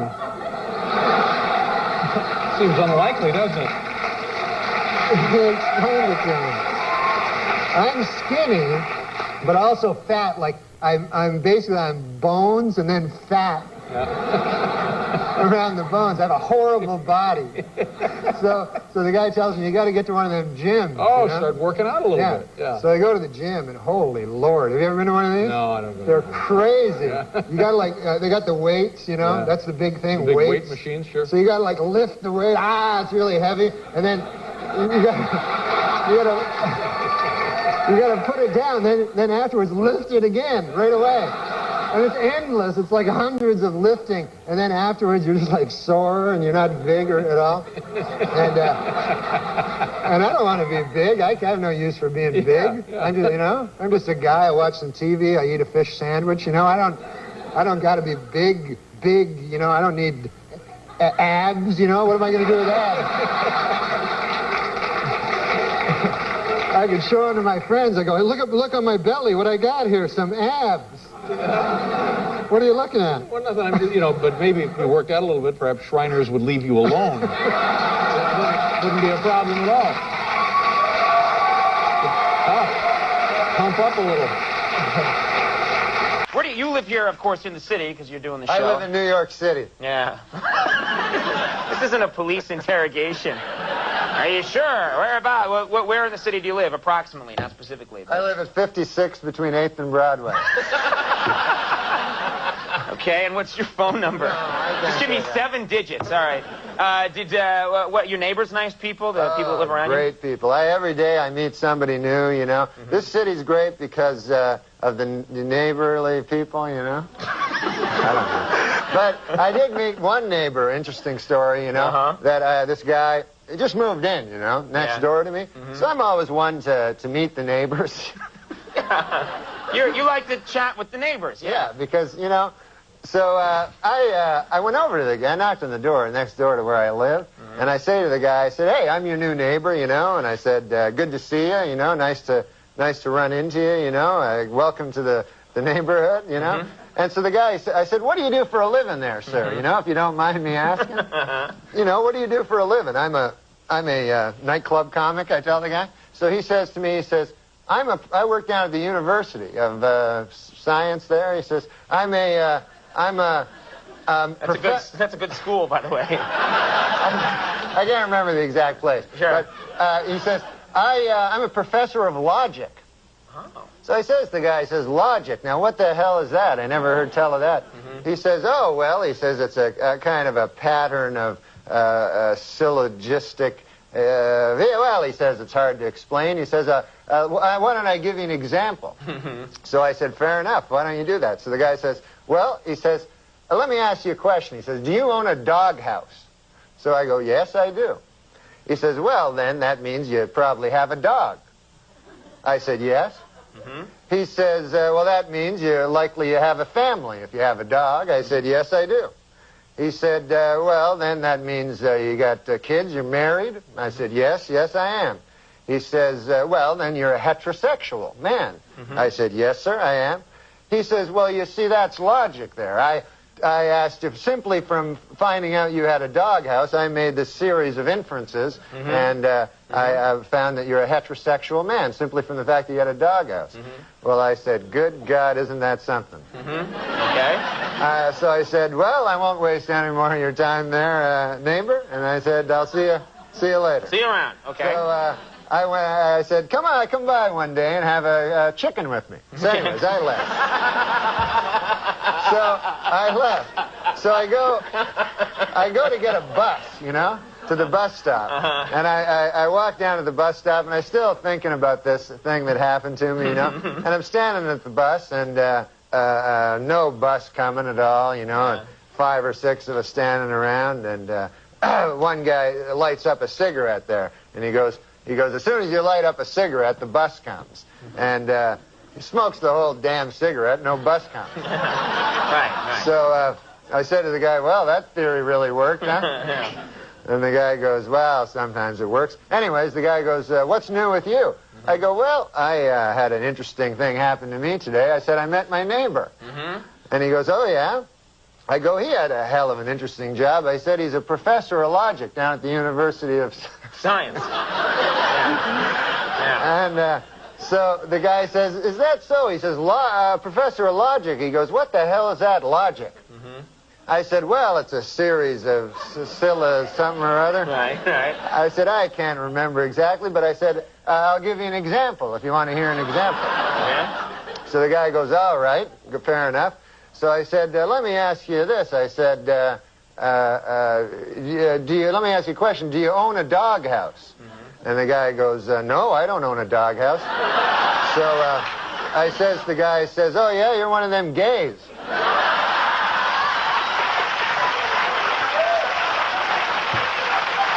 And it worked, right?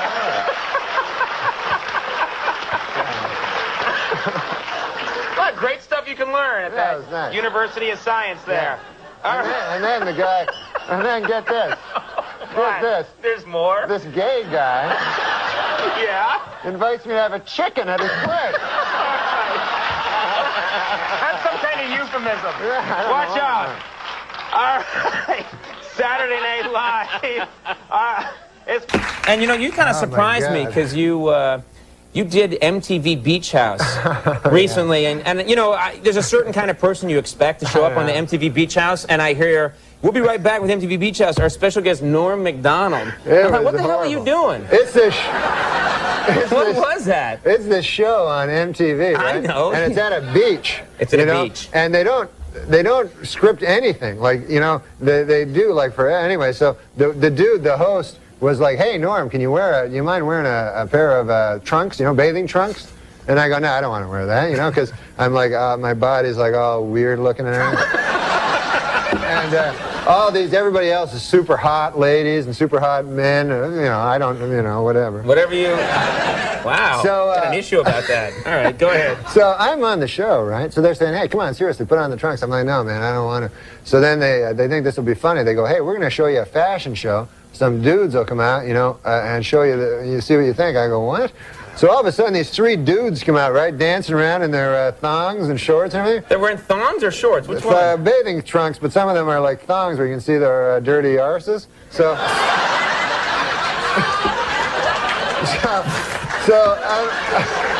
I'm like watching it, you know, and I'm like, oh, like man. Chaucer. Yeah, go ahead. So I'm like, oh. I guess it is.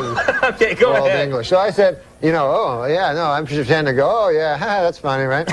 And you do a lot of that at MTV, yeah. So then the guy, the host, he goes to this one guy who was very, very, very gay.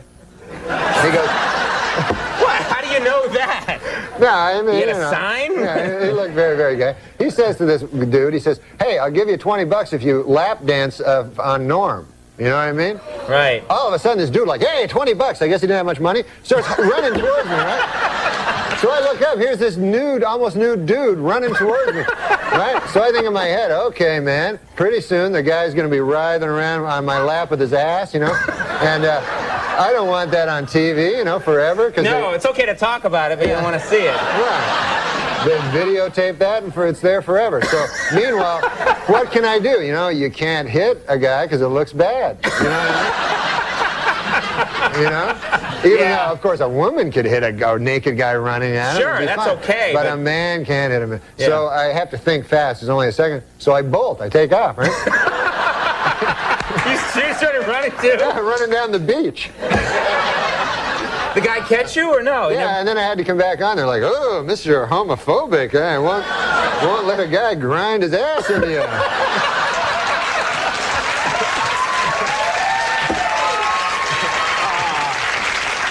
You got to work on that. But here's the problem with taking pictures. Yeah. Photographers are largely flamboyantly gay. Right. And so then when they take, a good look for them is a flamboyantly gay look. Right. So when they take your picture, you know, they want you to look flamboyantly gay, and then you're like, can I look a little less flamboyantly gay? And they're like, no, this is good. I'm like, I'm wearing a dress. Well, again, it's tonight and tomorrow night. The Comedy Works in Larimer Square. Thanks so much for toughing Thanks, it out man. without coffee. It's great this to was meet fun. you. Thanks Thank a you, lot. Norm. All right, on over. Excellent suit. Thank you. Yes, Yeah, I like that one. Brand new. Oh my. Let's get back over to Angie and Chris, please. Wait a minute. Norm, what is wrong, Norm, with flamboyantly gay? Yeah. I ask you. I ask you, Norm. Ooh, hit a little close to home this morning, didn't Norm, it? Did you see this outfit? Did you see this thing? This is what you should have worn for the headshot, Norm. Come on. Panache. It is cool. Huh? Come on. You wore that between what he's wearing now and ending up in the dress. That was Yeah. halfway. It is cool. Norm could have worn this. Oh, yeah. Wow. Hey, Johnny Weir called. He wants his outfit back. Oh, hey now. He's talking to you too, not me. I don't know who he's talking to. I don't know. Maybe he's talking to me. Because Johnny Weir would look fabulous in this. Look good in either one of these outfits. Yes, he If this was a memoir, if this were a memoir, Yeah. I would put juicy things from my own life. Right. Right. Like what kind of things would you put in there that nobody knows? Well, I guess the biggest thing that nobody knows about me is I'm a deeply closeted gay man. What? I mean, that's, you're a gay man? I'm not gay. I said I'm deeply closeted. What? I'm as straight as an arrow. So you're a gay man who won't admit it? No, no. Do you know what deeply closeted means? Yeah. It means a man who will not acknowledge that he's gay. Yes. So I'm telling you, I'm not gay. I got a wife. You got a wife? I just got married because I thought, go through that charade, keep appearances up. Oh, yeah. Trump? I didn't mean Trump. I guess I feel as a closeted gay man living in a deeply, like a sham of a marriage, I have the right to say more, but I guess I don't. You know, on your last show, I came out as a deeply closeted gay man. Yeah. And I'm not gay. But David, on one time, and this is a true story, and Dave, you'll attest to this, bought me a beautiful leather jacket. Oh, that's right. Well out of my price range. Mm-hmm. Now, I'm no one to take charity.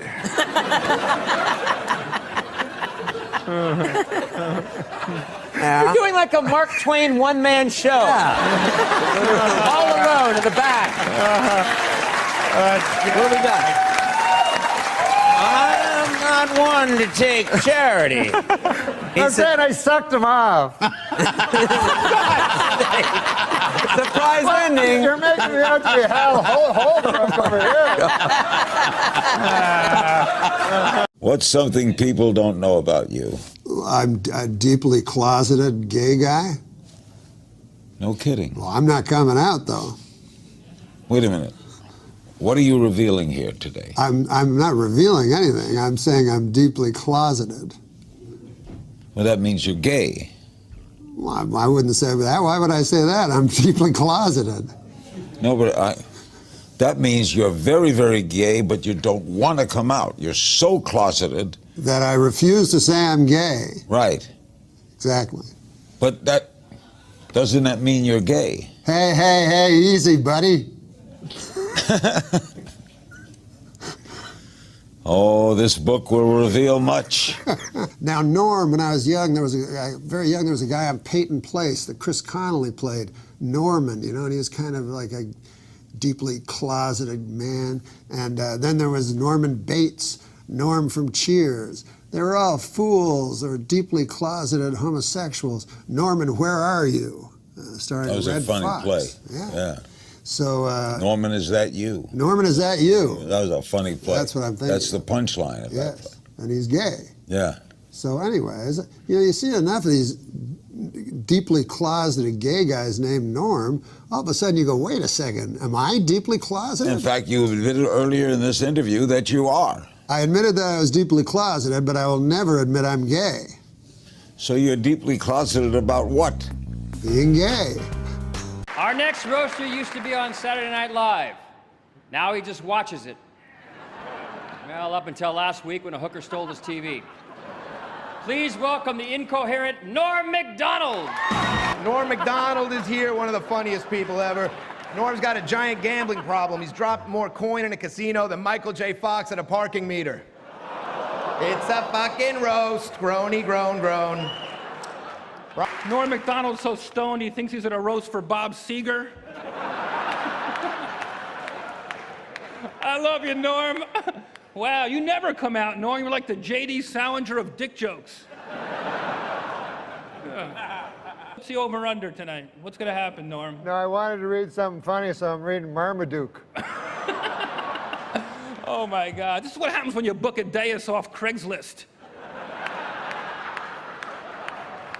Bob Saget directed Norm Macdonald's movie Dirty Work. Yeah.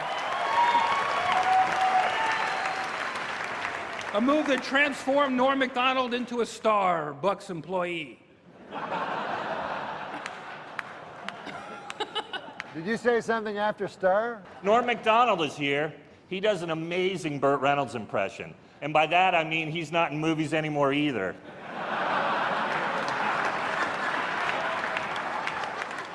Normie Macdonald. I've never met you before, but I want you to know I'm carrying mace. Jim Norton is a pervert. He's a necrophiliac. Last night he fucked Norm Macdonald in his career.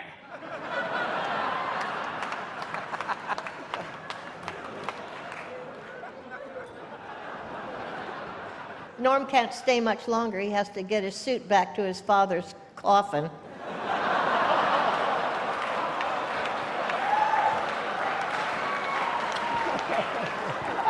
Norm Macdonald. Norm, too bad this isn't a real roof you could jump over after that set. Norm Macdonald, God bless you. Watching your set was like watching Henry Fonda pick blueberries.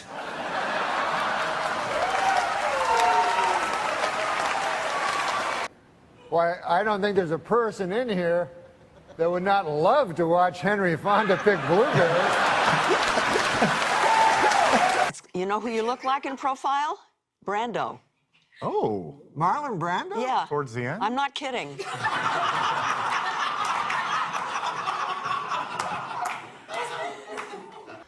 Because it's funny with Saturday Night Live, isn't it? The people that either they go on to huge fame or they fizzle into oblivion generally.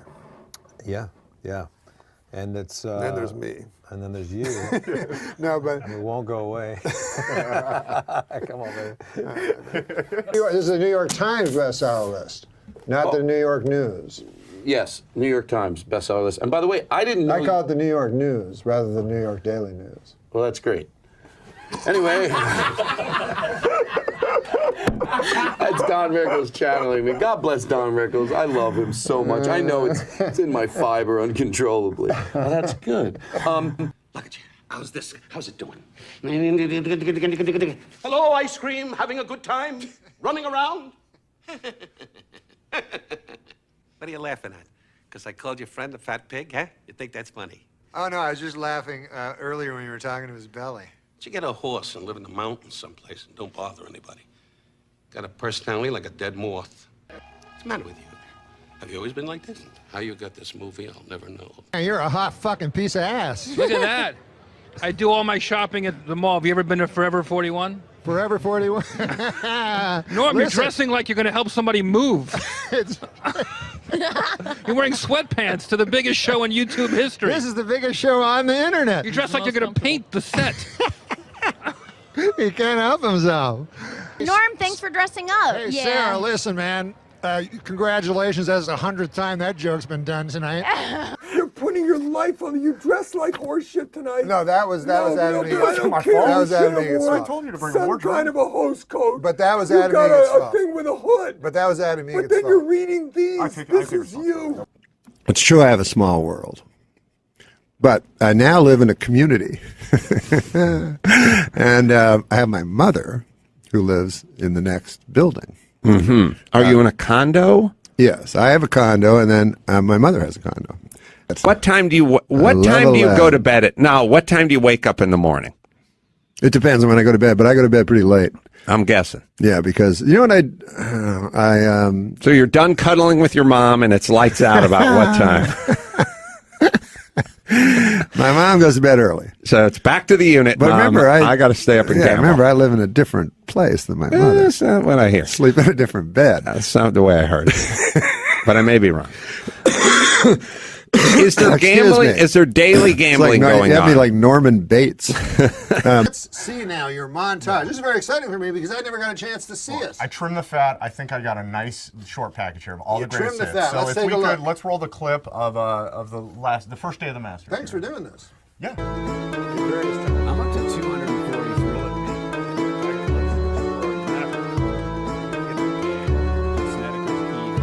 Everyone else is. It was 6 under. Great. This guy says you guys are really going at those sandwiches.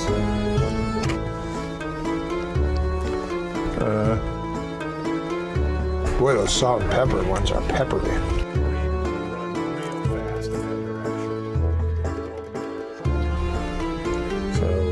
Scott is actually. Listen, it's not your fault. Whatever. It's funny, I guess. I love it. That fucking thing went viral.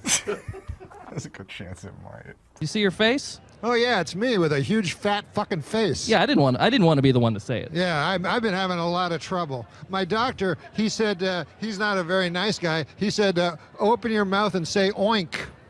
Yeah, you need to get better insurance, Norm. Insurance? He was calling me a fat pig. Well, I mean, nobody's going to disagree with him. Oh, chasm. I'm sorry, Norm. I've got an acid tongue. You do. You're an acid-tongued Arab. So he said, yeah, he said, it's going to be a pretty wild party. You know, I'm not used to wild parties. I said, what is a wild party there? You know, I don't get out much. He says, oh, you know, he's like a little drinking, a little fighting, a little fornicating, you know? Yeah. I said, wow, man, that sounds pretty good. I said, what time should I show up? He goes, anytime, it's just the two of us. Now, You came over, didn't you? A little fighting, a little fornicating. What's he, an old pirate all of a sudden? Ah. you notice how I didn't say it's 11? Hey! I was working at Art's The deli coffee shop, deli yeah. and coffee shop, bussing tables. So Andy comes up to me and he goes, hey man, I got a way to make some money. I said, what is your way? He goes, I'm going to become a male prostitute. So he comes to me the next day and he says, hey, I'm buying breakfast. I says, why is that? He says, I made $450.05 last night. And I said, well, who on earth gave you 5 cents? He said, every one of them.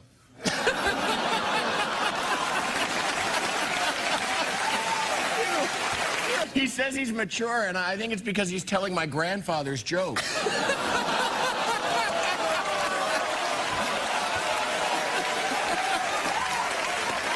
it! Both of you! Whoa! Yeah. I'm sorry to interrupt, but they were doing my mic backstage, and I really just caught the end of that joke. Do you mind repeating it? Is that okay? Yeah, start that again, would you, Norm? Something about a Swedish. Yeah, there was a Swedish German guy named Andy Richter. That was a 40-minute story! It's like somebody... Youthful purpose? Youthful purpose! Yes! It's like somebody saying, I gotta show you something. They take on a 4-mile hike to show you a dog turd. Look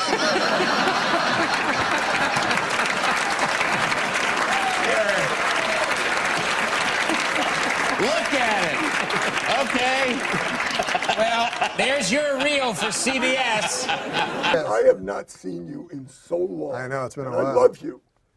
Makes me very sad now that you're I've gained a 45 man, pounds. I don't care. A man as brilliant as you are is doing a podcast for 18 people.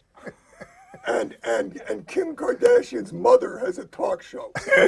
Your asswipe producer just held up a sign, let's take a break. Where are we going? We're talking to 6 people. You know, we could get on a bus right now, the 3 of us, and yell out the window and reach more people. Oh, this is. But this look is at your the camera. Oh, this is Norm Macdonald's. Norm's first talk show. It's like a talk podcast. show. It's like a talk show that you would deliver to millions of people, so the next day they would respond, except we're reaching about 50. Most of them are prisoners. Some of them are dangerous. I think we have some questions. From who? Well, from people, from the 7 people watching the podcast. Why do you say there's only 7? Well, he said 7. I just thought he did. I didn't say 7. I said 50. All right. Well, 50. 7 would be bullshit.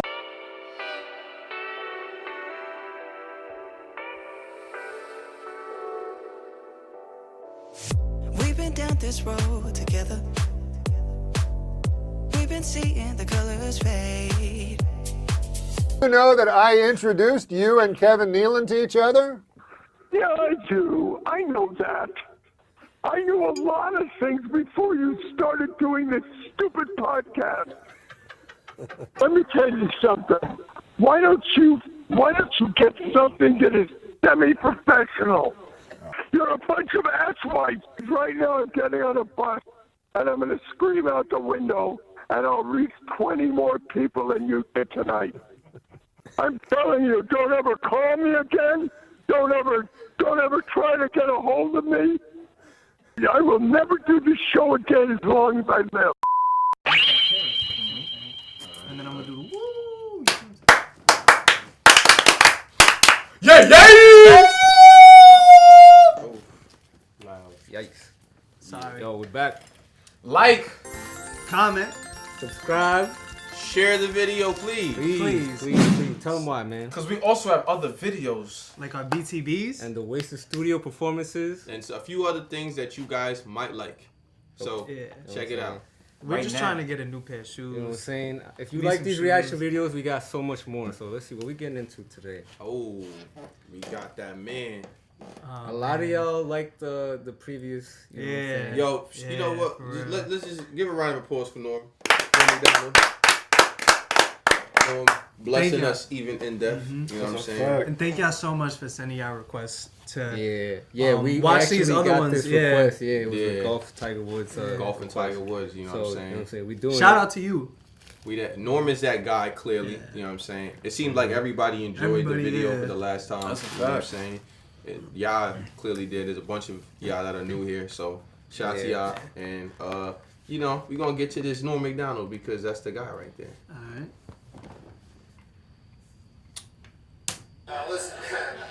Hey, it's great to be here in San Francisco. This is the first week of the golf, you know, and Tiger is my favorite golfer ever, you know. And he's, you know, he went to Stanford, if you guys don't know that, which is awesome. And I'm hoping this is his year, man, because I feel bad for the guy, you know. And God damn, it's too bad that happened and everything. And, you know, whatever. I just hope he does. Yo, what year did this come out? Yo, bro, I don't know. have no idea. It's after he got he got caught up. Yeah, it has to be. Oh yeah. Okay. So whatever. He got caught up. That's good. That's all I'm saying. It was funny at the time it happened. You know, you get so like naive about things. You know what I mean? Like I remember I was like outraged and everything. I don't know what the fuck I was thinking. You know, like I don't know what I thought his life was, but I remember at the time going, "What? I don't believe you. Are you telling me? Are you trying to tell me that guy is worth $6 billion? You're telling me that the world's greatest athlete over there, Tiger Woods, you're telling me that guy, that super handsome, charismatic dude, likes to lie down with ladies? I don't buy it. I don't buy that for 1 second. Doesn't make any sense. And then when it turned out to be true, I was all like outraged like an idiot, you know. I was like, I don't like hypocrites. I don't care for that. He always presented himself in public as a golfer. I would see him on TV be hitting a golf ball and shit, and a golf ball would get near the hole. That's what I thought. I didn't know he was leading some kind of double life where he was golfing by day and laying down with ladies at the night. Knowing that, I never would have bought the fucking Buick in the first place. Now, I'm driving down the street and a Buick, people snickering at me. Yo, this was a troll. I don't know what I thought his life was. I try to remember back, you know, because when you look, of course, it makes complete sense, you know. You know, what do you think? Like, he's like, hey, Tiger Woods, I just won the Tiger Slam. Why, I've stepped from the claret jug and I've hoisted the Wanamaker Trophy. Here I am trying on my second green jacket. What should I do tonight? I know, I'll go back to my hotel room alone, all by myself. That'll be fun. I understand there's a Card Sharks marathon on GSN tonight. I'll invite Mark Calcavecchio over and we'll have a grand old time together. What the fuck? I'll just get some room service. Hello. Yeah, I'd like to. Oh, hi. What's your name? Christine. Yeah, listen, I'd like to get a chicken breast sandwich. No, I don't want a blowjob to end all blowjobs. I want a chicken breast sandwich with a pickle. Can I get a pickle with it?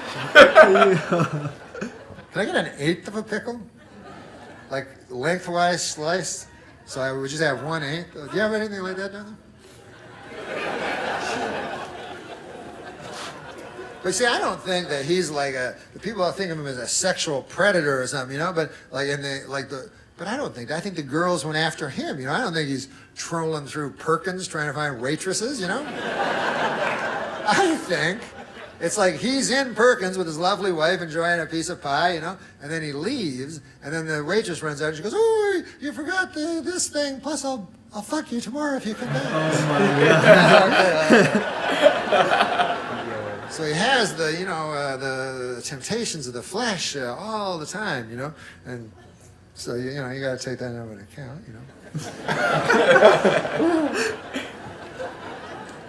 And Tiger, he's not like us. He's not like a regular guy. He's like a rock star. A regular guy, you know what I mean? He doesn't have that much. How, like a guy like me and you, how many times will we have a chance to commit adultery? In our whole lives, we might have 10 opportunities, you know? Probably think it's 10, probably only 6. So let's say it's 10. So we stray once. That's 10%, you know, of our 10. Twice, 20%. Now, Tiger maybe had 60, 70 women. What about the 3 million that he didn't fuck, that he could have? You gotta factor those barrels in, you know? Yeah. When you do that, math in this bitch. Calculator. It turns out that Tiger only had sex with 0.000000002% of the women. He could now. Statistically, that's 0%. From a strictly mathematical point of view, Tiger is the most faithful man who ever lived. That's my point. So, God bless him, and I hope he does well at the Masters, because, you know, he's got he's trying to catch Nicklaus and Snead and so forth, and, you know, I've wasted 16 years of my life watching the fucking guy, and he's got a date with destiny, and I'm not talking about some lady at the Spearmint Island. Literal destiny he has a date with. He was a savage. Nah. He's a fucking savage. What did y'all think of that one? That shit was That fucking one was funny. great. Yeah. Nah, this one was funny. Nah, he's definitely funny. Yeah. I feel like his stand-up is like mad interesting because it's almost like conversational. Yeah. Yeah. Like it's more conversational than I feel like a lot of other people's, because sometimes they'd be like telling you a story. It's like you really listening to a person tell a story. With this nigga, it's like it's just you and him. Yeah, tap in. Just talking about some shit. I feel like that's why maybe his interviews are so funny, because it's like it's almost they're so similar. Yeah. Shit, yo.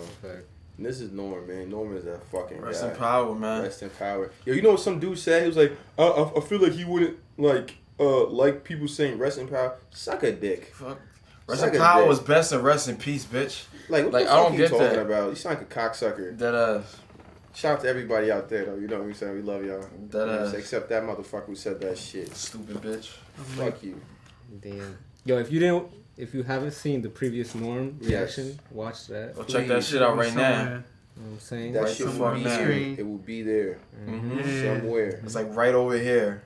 And It's probably not, but it's yeah. like right over here. Give us some more recommendations. You know what I'm saying? Yeah. Yes. This one was great. This was a great recommendation. You know what I'm saying? Good shit on that. You know, to say that he doesn't make sense would be lying. Yeah.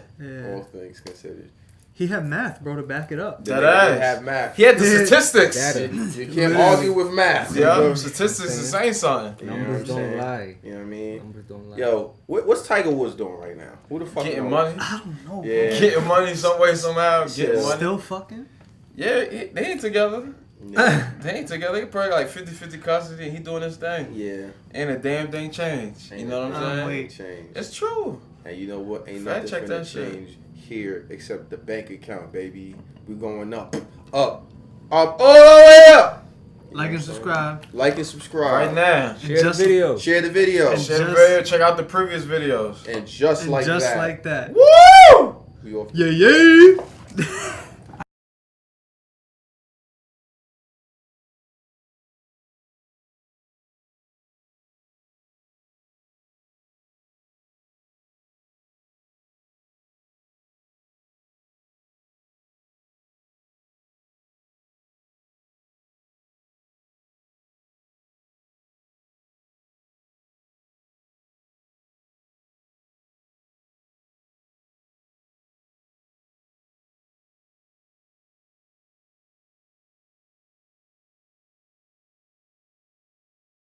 Hey, everybody, we're back.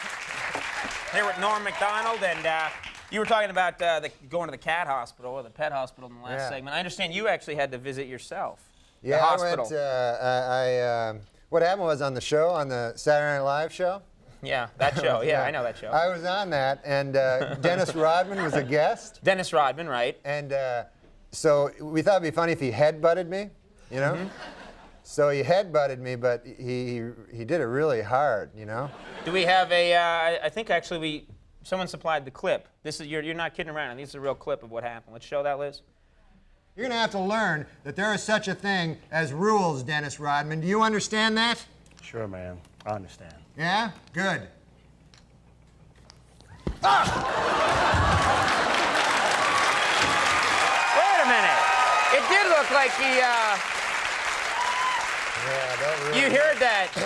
You hear that dull thud of like skull on skull. Yeah, It really. Yeah, and I don't have like a strong head.